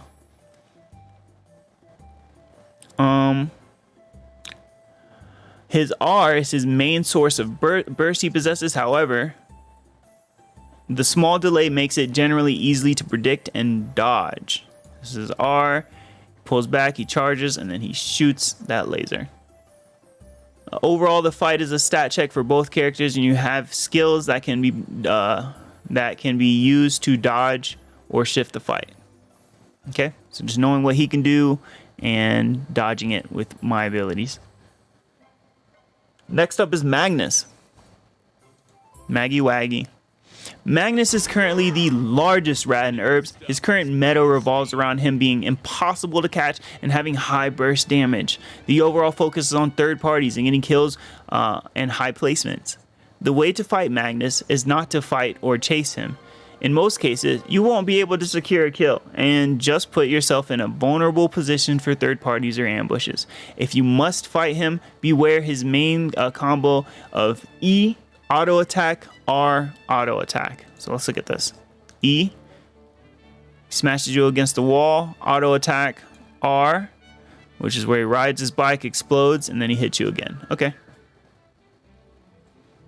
It's possible to avoid the combo by positioning yourself where his E will not knock you into a wall and stun you. However, he can still do considerable damage. Next is Nadine. Nadine loves hunting animals. In fact, that's what makes her incredibly strong in the late game. Nadine's R makes her auto attacks empowered for a duration that deals massive bonus damage. So let's take a look at that. What was that, her R? She's got some wolves coming out. She summons wolves, extra damage, a lot of damage. However, that skill has a long cooldown, making it possible to bait out the R, then re-engage once it wears off. So it looks like there's a green circle around her when she's doing her alt. So just bait that out. And then when it's gone, go back and hit him. We've seen this strategy a few times. She isn't completely vulnerable without her R though. Make sure to avoid the massive damage that a charged Q can deal. So what is a Q? She can charge, whore, arrow, big shot. If dealing with Nadine in late game, your best bet is to make sure she is constantly running from something. This preventing her from setting up her W traps and controlling the area. So her W is some traps. and that will cause you some issues. Boom. Some slows. Yeah, okay, cool. Next up is Nathapon. This person who built this guide is still currently testing the strategy for how to fight this guy. He's brand new. The next character is Nikki. He did, however, finish up Nikki. Nikki is a tricky fight for Jackie. The burst damage in CC she outputs rivals Yuki's. And if not played right, you can easily lose to an obviously weaker Nikki. Yeah, that's happened to me too many times. The important thing is to avoid activating her W guard. So her W, so what is that? She puts up a shield, and then she's all fiery. So try not to activate that W guard, as it lets her strike back with a retaliation that will lock you down. The main advantage you have over Nikki is being more mobile, as her Q cooldown is longer than your E, due to it mainly being a damage skill. Okay, so we're more mobile than Nikki. Maybe run away? Maybe draw the fight out longer by being more mobile. Next up is Rio. Rio is another annoying bow character to Jackie. Her kit revolves around dealing multiple hits for a solid Enid damage or long-range pokes, both of which are strong against Jackie as a melee. The main trick to fighting Rio is to not get kited by her multiple quick uses of E. Let's take a look at that move. E is a jumping move. Okay, cool. Unless you get the drop on. Whoa, hold on. Multiple uses of E to jump walls, corners while they maintain range DPS. So it uses that to stay away while we're trying to chase them. Rio is vulnerable to melee damage. If she gets caught out, you can often out DPS them straight in a straight fight without them kiting. Okay, cool. Makes sense. So sneak up on them, I suppose. The bush strats. Pop out on a bush, smack her up, she's done for. Next on the list is Rozzy Dozzy. Rozzy is yet another kiting ranged character to fight, with very similar fights to Rio. The only difference is that Rozzy has multiple ways to make small gaps. Instead of one jumping E, unless you get the drop on Rozzy, you may want to steer completely clear away from them and focus on third party and get out of the way. Now, I have seen in another video that Jackies kill a lot of Rozzys in Uptown. So maybe we'll just keep that in mind, that might be something that you want to consider. Rozzy, she might be strong, weak in Uptown. Next character is Soichi. Uptown's my second zone, that's where I get my weapon. Yes, then that's why that is a thing. Soichi is a very free matchup for most Jackie builds. He's absolutely lacks in straight fighting power and is reliant on his easily avoidable R for most of his bursts, which makes him easy for a brawler. Most of the time, you can literally stand still, auto attacking into Soichi while he does his ult, and just kill him outright before he manages to deal enough damage to you. He has some amount of chase ability, but he struggles to get away from fights. So let's take a look at the ult so we just know what's happening. Soichi swings his deadly briefcase, dealing damage to enemies around him, reducing their movement speed, and tossing 4 daggers around him on the ground. Daggers pierce enemies, dealing damage. Okay, so he does that, and I guess you beat him. You just fight him. No worries against Soichi. The next character will be Sylvia. Sylvia is a hard matchup for Jackie. However, personally, I find it to be one of the most entertaining. Sylvia wants to keep you at a medium distance so that she can wear you down before using her R to form a combo and finish you off. However, the only thing keeping you from smacking her in the face is her normal E dealing a knockback at close range. The entire matchup often revolves around whether or not you can avoid or Sylvia can hit their E in order for you to stay on top of them and deal enough damage. Oh, also, she can use her R and just bike away with high speed ability. So it looks like she's just gonna keep trying to do this move and knock you away. It looks like it does knockback when you're inside of the pink area. Okay. If you can avoid that knockback, you should be able to win this fight. Next, oh, and she can just run away if she wants to. Just be aware of that too. Maybe a waste of time.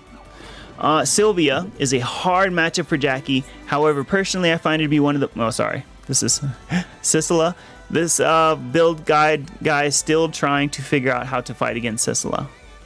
The next character is Sua. Sua is a fun and entertaining matchup for Jackie, in my opinion. The majority of the fight revolves around forcing her to use her blind W on you, okay, and avoiding the stun lock combo from her QE. Okay, so her blind W, so this move does a blind. Enemy casts Sua's bird, targets an enemy, dealing damage and blinding them for a few seconds. Okay, and then her QE combo, so it's smacking them with the book and then hitting them with this. It'll do a knock up. This will do a knock up like just this right here. Bam, boom, and that'll knock you up. So just avoiding that. Outside of those things, the only thing you generally need to pay attention to is her E dash skill. All right, she can just get away. And using her R to copy the cast twice. You can easily block Sua's path because of her E skill will stop when it hits you. So if she's trying to dash away, you just get in the way, making it possible for you to jump over her and stop her right there. Wow. So you see her doing this little pullback move. You just do your jump, get right in front of her, ruin her mobility, and yeah, she's definitely gonna die after that. Unless you take like a ton of damage when you jump in front of it. Next character is William, still working on that one. Then we got Jukai. Jukai is the fat man of herbs. He builds like a tank, and no one enjoys fighting him. Thankfully, he isn't very strong at the moment, and he is resilient, and he is reliant on his R to do any considerable damage quickly. Let's see what that is. R, it looks like this fire move. He's cooking, he's waving this fire at you from his pot. Oh, Sunny Demon, please. Oh my god. Whew. Oh, the scary cook. To do any considerable damage. The trick to getting rid of Jukai is to catch him in the early game before he can stack his passive, right? Because his passive, let's take a look at it, increases his health. Food and beverages make Jukai have bonus recovery when crafting is consumable. When crafting a consumable of uncommon or high rarity, he earns a stack of Juggernaut Chef, increasing his max HP for each stack. So he can, I got you. So he can get a lot of HP just by cooking a lot of food. So you want to kill him before he does that, if you can. Keep preventing his massive health. Both his Q and his W slow. Let's take a look at those moves. His Q, he throws a barrel at you, and his W does a little ground pound. And his E is a wall jumping dash. This is a pretty good kit. And his R is a cone of flames that casts at you. Keep in mind your health when fighting, and save your movement skill for when he pops his R in order to prevent the majority of his damage. So don't jump away until you start seeing him do this. You just jump out of it, and then you go fight him. That's most of his damage right there. Last but not least, not last actually. Well, last on this list, good old Yuki boy. Yuki, the main protagonist of this anime. Yuki is a harsh matchup for Jackie due to his EQ combo. What's that mean? E? So what's he doing? He does a dash. All right. He does a little dashy dash, and then his Q, he does a little a dash and then a stun. Dash stun is hard for Jackie. Disarming, then stunning back to back. This prevents you from attacking for a good duration of your damage. Could waste a lot of your ulti, huh? The best way to deal with Yuki is to outscale him or third party him. However, if you must fight him, try to stick to him, stay on top of him, and deal as much damage as possible while his cufflinks are consumed. Cufflinks is his W. It's these little things above him. I think that gives some extra damage on his moves. I'm not really sure if you can tell how many cufflinks he has in fight, but maybe that's something I should pay attention to. Try to save your E for his R. He can cast in as it can easily make or break a fight. This R is where he makes this big sword. So if he does that, I should try to jump out of the way. And the last character is here, but we have no matchup data for that. Rippy dippy. All right, so we have talked about matchups for most of the characters here. Pretty good. That took about 40 minutes or so. Up next is the farming routes. The main idea for farming routes is to kill as many animals as possible in order to gain a weapon mastery advantage over other players. A good route has maximum amount of wolves and bears on the route. Okay? So maybe we'll just look at a map here. Wolves and bears typically spawn around the outside ring of the map, or at least in those zones. Okay? Good examples are the beach. Beach has 3 bears. Alley. Alley has 3 bears, 2 wolves. Hospital, 2 wolves. Dock, 3 bears. The other 4 outer ring zones include either 2 bears or 2 wolf camps within said zones. So everything else on the outside. The first round of wolves and bears cannot spawn RNG items at this time. So it is more important to get to the 3rd level wolves and to get the level 3 wolves and level 5 bears killed so that their timer resets. So you really want to kill the level 3 wolves and the level 5 bears. If you kill the level 3 wolves or the level 5 bears, make a note of when you killed them. Their timer starts, and then go back and kill them again if the zone is still open when they respawn. You should be the first one there because you know when they died. All right, that's the whole idea. Second round of animals occur when that specific animal or set of animals respawns. Bears take 5 minutes. Wolves and dogs take 4 minutes. Bats and boars take 3 minutes, 15 seconds, and chickens take 2 minutes, 30 seconds. We want to remember that bears take 5 minutes and wolves and dogs take 4 minutes. That's important, okay? So just look up at the timer when you kill some wolves or some bears and make a mental note. 4 minutes from now, we might consider coming back here. It's hard to remember. I know the game is crazy, but it's a very good strat. We will just make mental notes going forward when we kill these animals. I recommend playing Nadine if you want to learn or at least get used to how efficiently farm animals as you traverse Lumia Island. Interesting. Maybe we will. Maybe we will pick up Nadine pretty soon. Other responsibilities possible for a future Nadine guide. Closing statement is important to remember that skill comes with time and practice. Each person learns at a different pace. Someone inevitably has to be first to lose the game. There are many things to learn about herbs, but it's an important thing to remember is that first and foremost, herbs in a game. Learn to have fun. Have a good time. Okay? So we just pretty much finished checking out this guide. There are some comments here. Let's read through some of the comments, see if we can just sneak out a little bit of extra information. Axe finally found a build that isn't garbage. June 22nd. Is Axe Jackie still the weakest variant? June 20th. With the Bleeder, you have 4 move speed masteries. Seems like a toss-up with Q. Oh, there isn't that much chatting here. Okay. Fantastic. We've completed the guide. We went through the entire guide. You guys know what happens after this. Now we take it into AI. We're going to go ahead and take our new build, our new strategy into AI. And on this run, we are going to try to get our build as fast as possible. Okay? And then kill as many people as fast as possible. See how quickly we'll just get used to combat this build, or this time. If we can do it in under 12 minutes, then we will head into a normal game.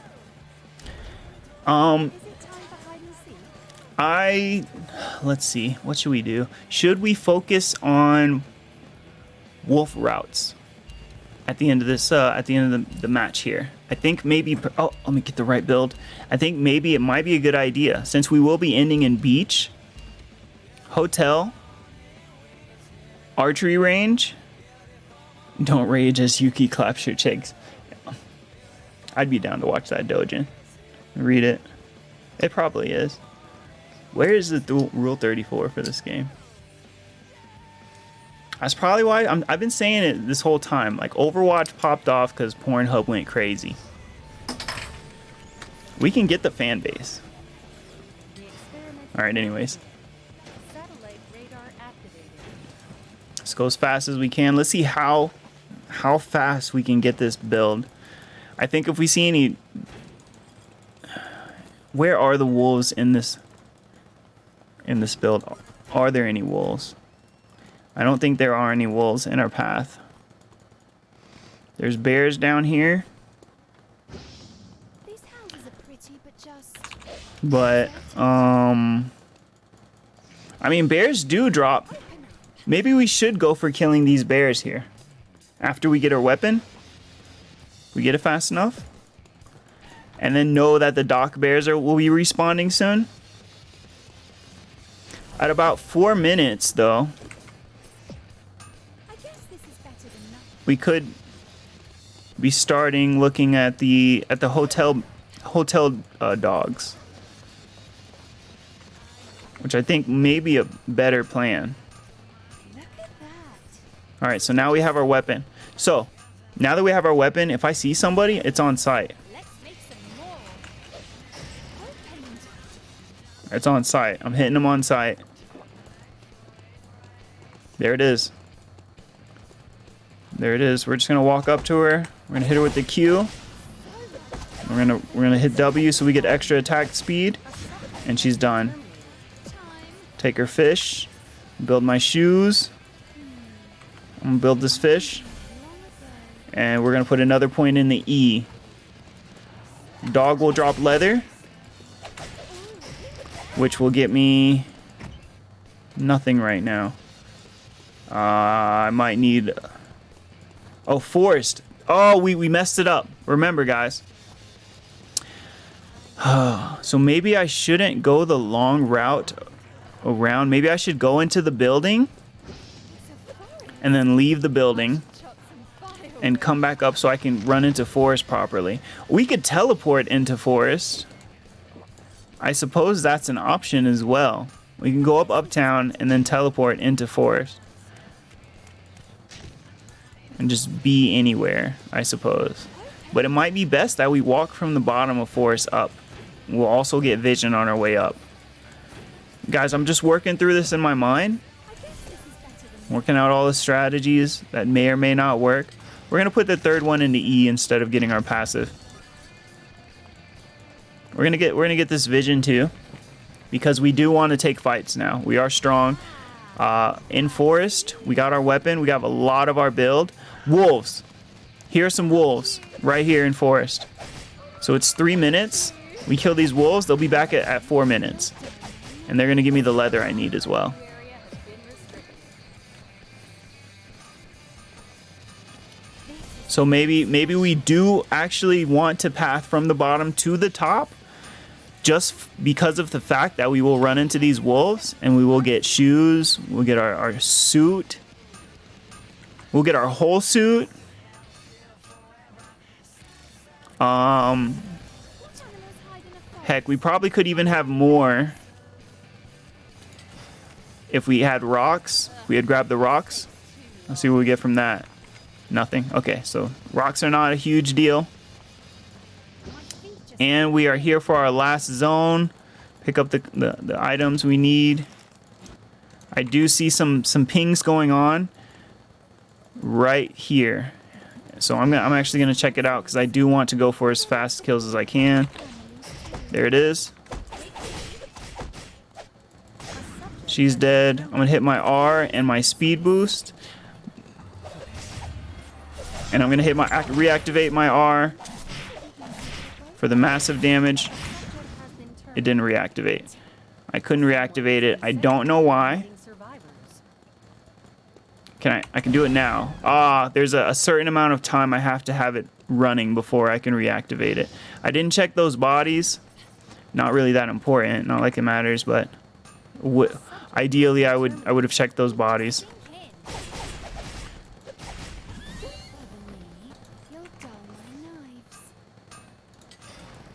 We're gonna start maxing our W next.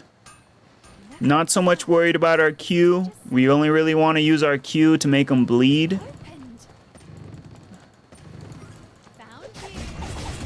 Why do we want them to bleed? Well, when they're bleeding, you get they're taking extra damage over 6 seconds. That's one. When you activate W, you do increased movement speed. And you do more damage, and she heals for more when you hit them while W is active. And all right, they're bleeding. I'm gonna hit W, and I'm gonna use the weapon skill. I hit it completely. I hit it again. Huh? I didn't feel like I got a ton of healing. Maybe I did it wrong. There's a better way to run it. Let's take a look at where everybody is. Everybody's in alley. Let's just go to alley and kill everybody. Can we full build? What are we missing? One more feather, or one more leather. No one here's got it? That's fine.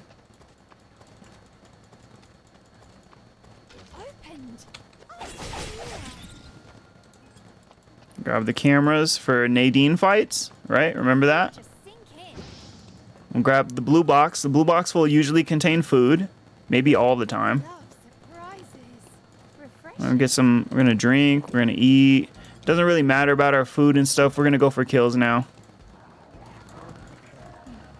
I would say we'll grab food off their bodies, but they're not gonna have anything. So if we got wolves right now, in 3 minutes at 9:40 seconds, we would be able to come back here for wolves again. But no wolves for right now. We're in a murder spree.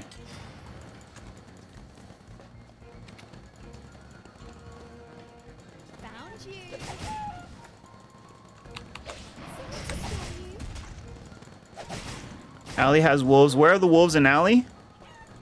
Right here.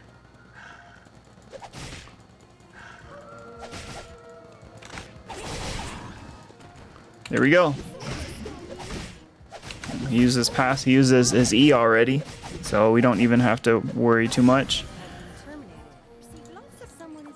The matchup said when fighting him. Oh, I had plus extra damage because I had just killed the wolves as well, so we were at 214. Oh, let's kill this and get our huge extra damage, right? So now we're at 231, and then get some kills. I really should have checked that for leather. It's what I need for my last item. They're already dead. Disappointing.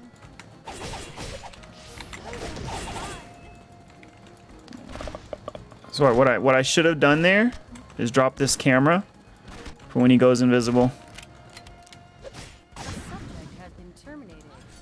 Someone is dominating Lumia Island. All right. What was my time? Was it under 12 minutes A subject has been terminated. to beat it? Just 10 seconds left. We got two kills over here.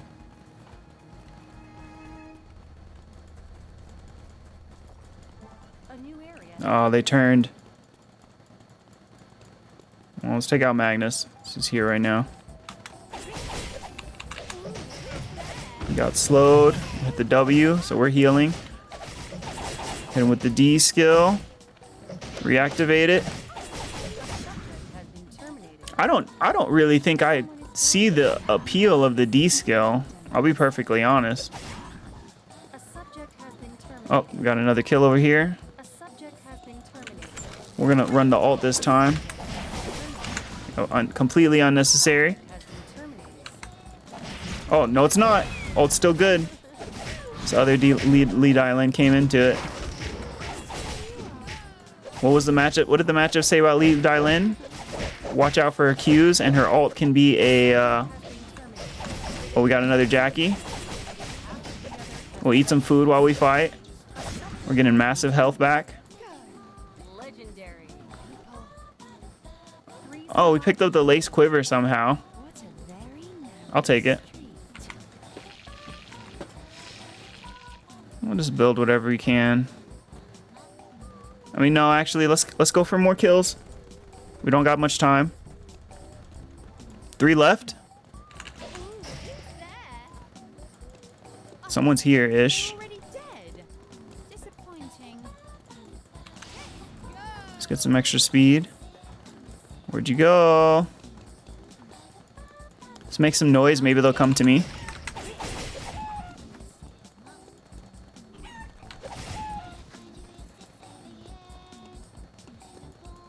We got a meteorite.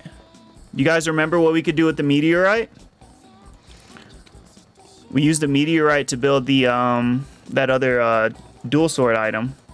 So, oh, there's the guy. There's our guy. There's our man right there. We're just gonna chug a bunch of drinks and use all our moves. Try to catch up to him. They're already dead. Disappointing. A new area has been resolved. Oh, I can see him. Was he gonna run into red timer? I mean, you can make it easier for me for sure. So I'm going to hit my ult to engage the fight. As soon as I hit him, I'm gonna hit W. So I start healing. Where did this guy go for real? Let's open up the vision. I'm gonna hit my W so I start healing. Attack, attack, attack, D skill, attack. Jump on him if he runs away, if he dashes away. Q him if the fight lasts longer. Well, maybe I'll Q early. Because the Q cooldown isn't really that long, right?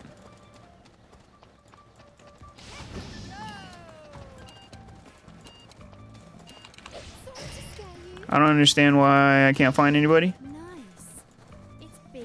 How that Hanu got past me. Bloody useless. He's probably just standing still somewhere. Brilliant. I can sit Sad. around. When am I ever going to use algebra?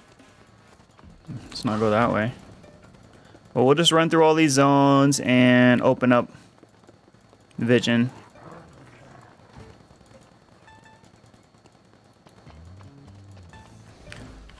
Feels good. I don't mind. This build doesn't feel bad. I just don't know how to properly use my D skill.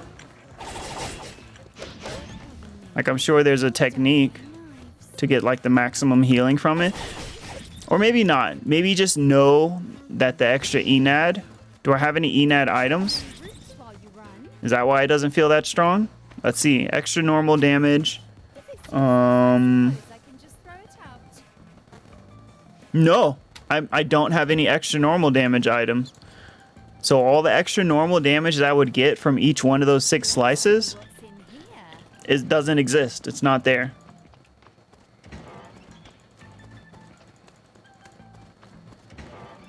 So that other weapon that I could build, dual swords. Yeah, the Star Steel, the Star Steel twin swords does have extra normal damage and a lot more attack power.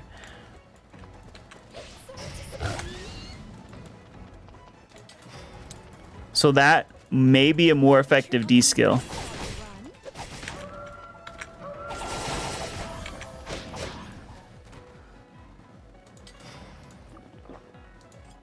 Mithril. Oh,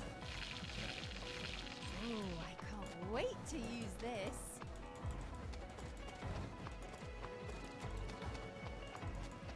If I were considering maining Jackie, Come out, come I would definitely be doing transitional item builds, guides, adding that to this.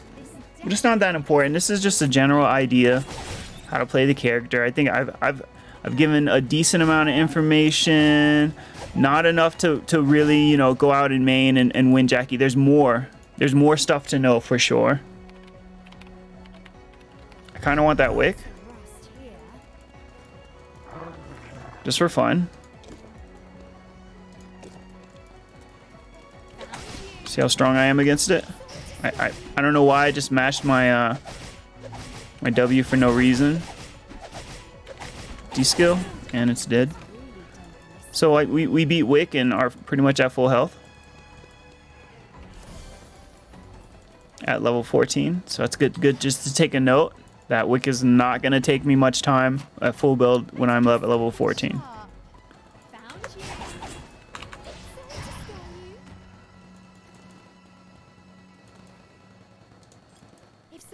Let's go open up vision so we can kill this last person.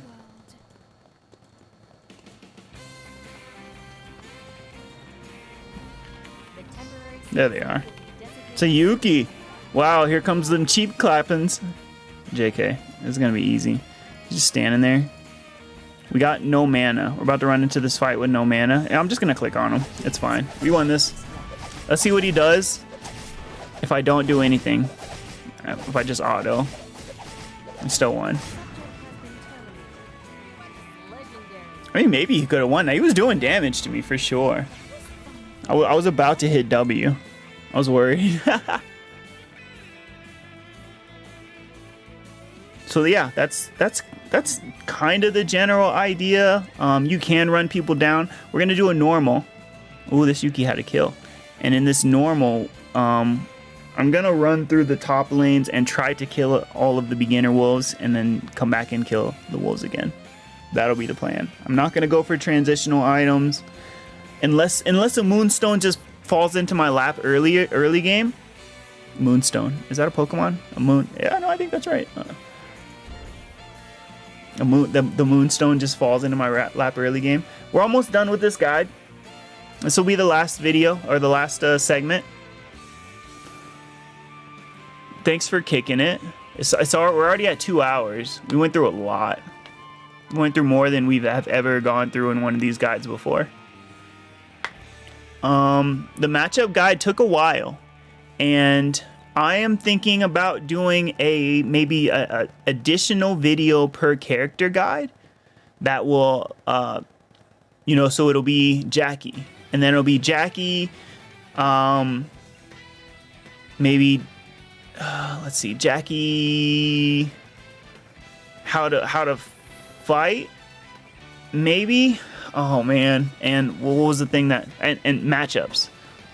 What else can we look up besides matchups? Because I think a matchup video on its own isn't enough. We should do the matchup video after the actual guide video, and then do a matchup video, I'm thinking.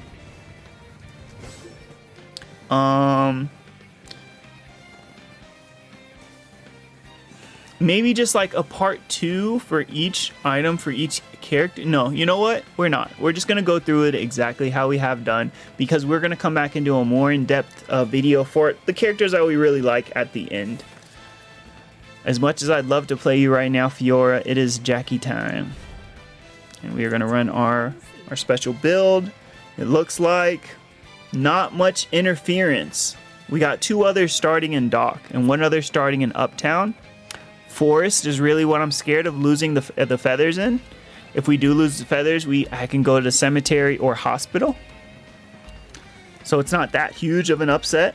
We'll still finish our build, we'll go to beach, and then go from hotel, and we'll have to teleport down there. But ideally, we'd want to go to hotel and start our wolf and bear run. That's the plan, guys. We are still playing Jackie, so we do have to consider, we might want to rat it out. That's an option. But if I can remember to do a quick stat check when I get to Forest after my weapon is built, then we might do some early fights. We'll see what happens. This will be the only video in the instructional guide eternally return video, so I try to make it good. Rage's Axe, yo, what's up? I just learned a whole bunch about Dagger Jackie. No, dual sword. She's okay. Went through a guide for this video. I think I might go. I don't know if I want to do a guide with every video. I mean, it's good information. Excited, my fox mask came in. Oh. I got a couple fox masks.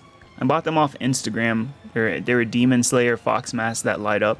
They look pretty cool, but they make the battery pack makes noise, like a good bit of noise. Like you wouldn't be able to tell in like a picture. So that's not that big a deal. And they look nice when they're off as well.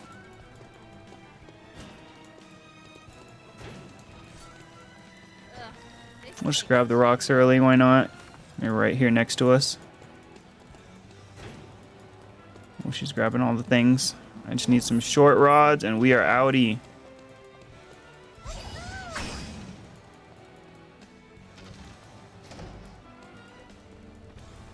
Not looking good. Not looking good on our short rod run. We'll probably get both of them right in this box. 0 short rods there. 0 short rods there. Oh god. Am I getting griefed? Did she grab all the short rods?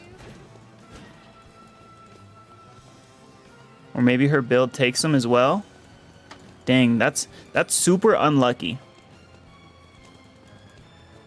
We will have to see where else we can get them. Now everyone's in dock. I guess we'll see what happens. Take Q.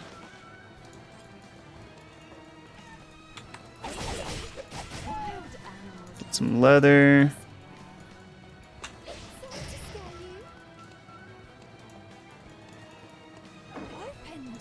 The body armor.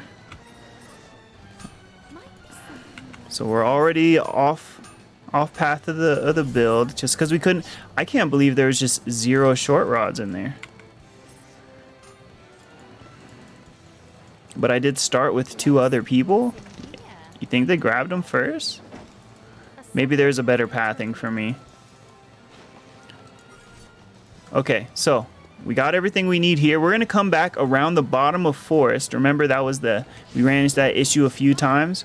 We go around the top, too far into forest. And we're coming this way so we can kill the wolves.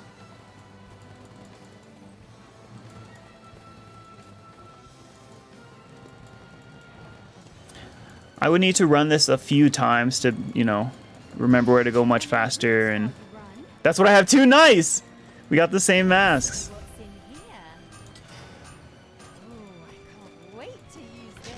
I like them a lot.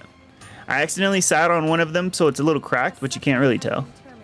Can't tell up decorated.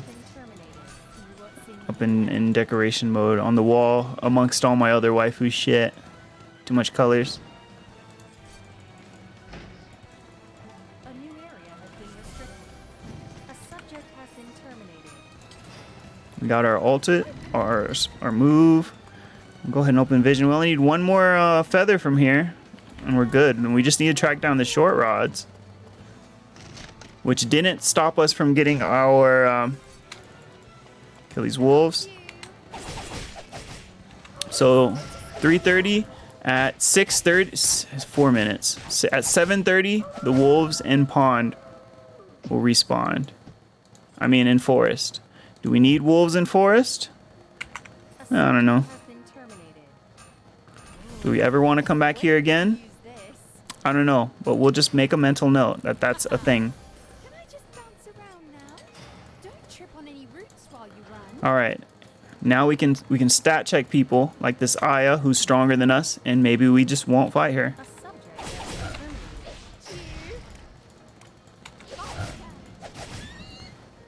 terminated. I'm gonna grab this water so I can drink as we move. Refreshing. I don't know why I got that. And recover SP so when we get in a fight, I can do stuff. Beach, this is my last zone. We'll get everything but whatever the short rod builds into. Unfortunately. Might be something worth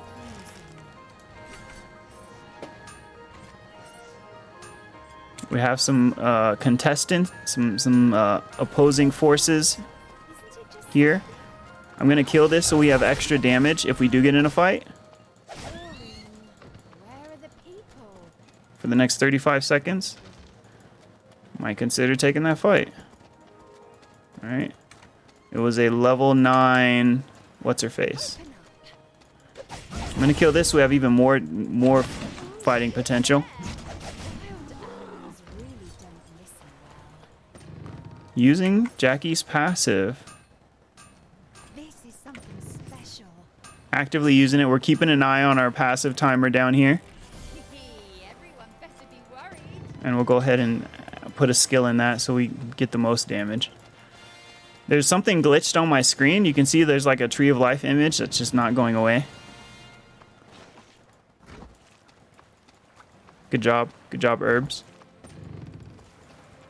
Oh, we have everything we need here. We just need that rod. New area has been restricted. The rod and more leather. Let's get our passive back. Make sure you get hit by the stun every time.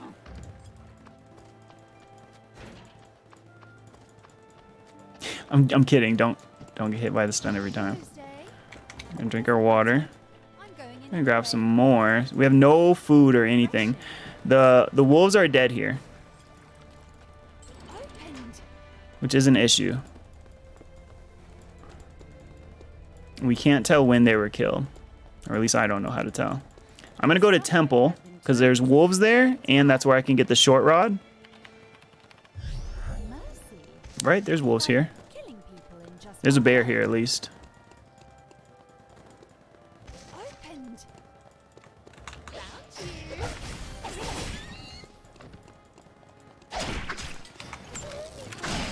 Greetings. Oh boy, this is not looking good. We're dead.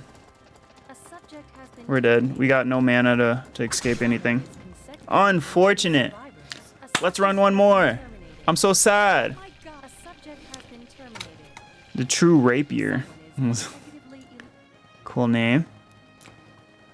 We ran into a Kathy. Maybe it looked like she was just looking for a fight. She was down looking for a fight. She probably stat checked me, saw I was missing an item completely. Had no accessory. She had 3 kills and full build and a legendary dagger. So there was no reason for her not to take that fight. And that's how it goes. What should I have done in that situation? When you get in that dub right now. What should I have done in that situation? Well, she was running at me. I probably should have challenged her straight up, or got into a position where I could have jumped over a wall and tried to escape. But I was like half SP. Wasn't too much I could do. I stopped. I tried to fight her after she had already took half of my health, which is just wasn't gonna work. Is it time for All right, let's run it one more time. And let's take a look at what the damage that just got done to my MMR from that match. We got top 8. We had a 1380. We're gonna hit refresh, and then we're gonna renew. 1412. So we went up. We went up in MMR. I can only assume it's because people are not playing the game right now. And it's just making me a better player. Outstanding. I could hit 1500 MMR pretty soon. Wow. That's crazy to think about.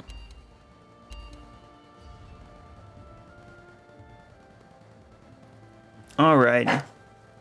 Let's go ahead and review some of the things while we are loading into the match. Let me go check on my dog. He'll just bark the whole time.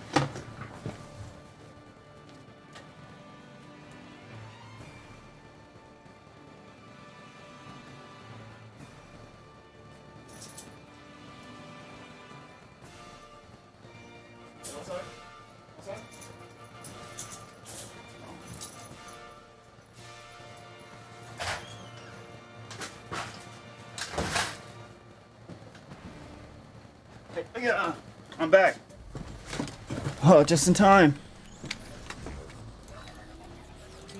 All right, let's go. With gusto this time.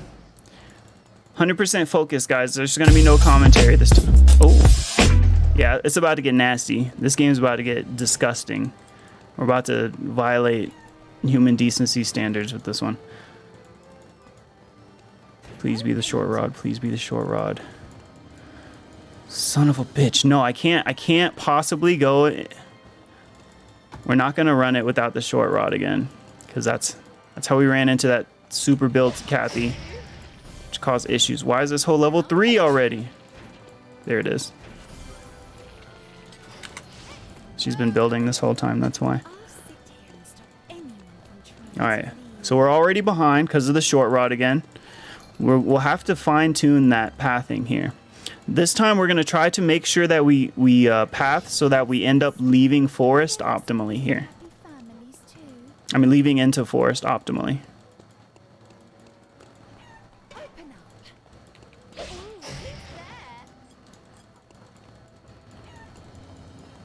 Chicken. I'm gonna use my movement speed. This. So we're gonna grab what's back here. We're gonna go into the building. And then grab what's in there. And then that should lead us. So all we need is oil. There's probably gonna be oil inside here. It'd be wild if there wasn't. It's wild. It's wild. Oh my goodness. There's oilcloth. Alright, oilcloth is good enough. And now we're going to head over to forest. Maybe TPing that way would be faster. Just so that, you know, I only come this way to grab the wolves. Maybe it's not necessary. Maybe it'd be better that I get to the hotel wolves faster. So someone else doesn't take them first.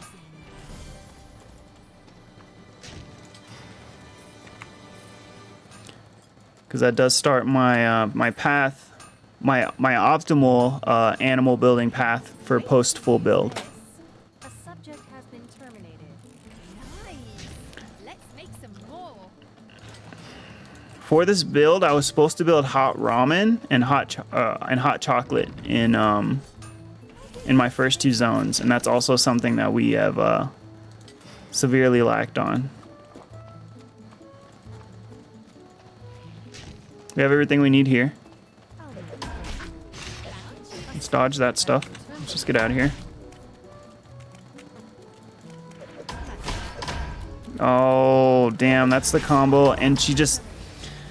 Oh. And she had a legendary weapon as well. She had a gold weapon.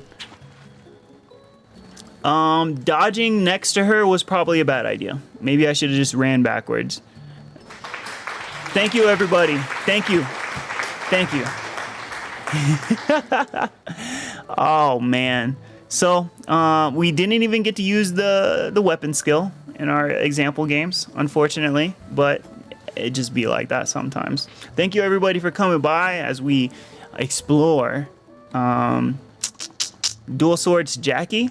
That is the end of the guide, the end of the stream. I appreciate everybody who dropped by. Special shout out to Zoa. He's got some fire tunes. Let's see, who else? Rageous Axe, Big Mac. He helped us out on Last Eternal Tuesday yesterday. Mocha Bear, thanks for dropping by. Melly. Melly's I should play a song sometime. All right, guys. I think I'm done. I'm probably gonna play some Pokemon Unite now. Have a great one. See ya. GG! GG! Oh, I should raid. Well, let's raid real quick. You know, I mean, we got to. It's just streamer etiquette. So who do we have on right now? We got Rain. Oh, okay. So let me take you guys over to someone who is actually good at the game. You guys can get a real guide. This is who I learned actually most of my information from. So we are gonna go head over to Raid MOTF Games.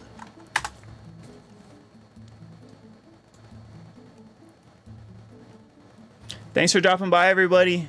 You can see the rest of this VOD on YouTube if you want to check it out later. Peace.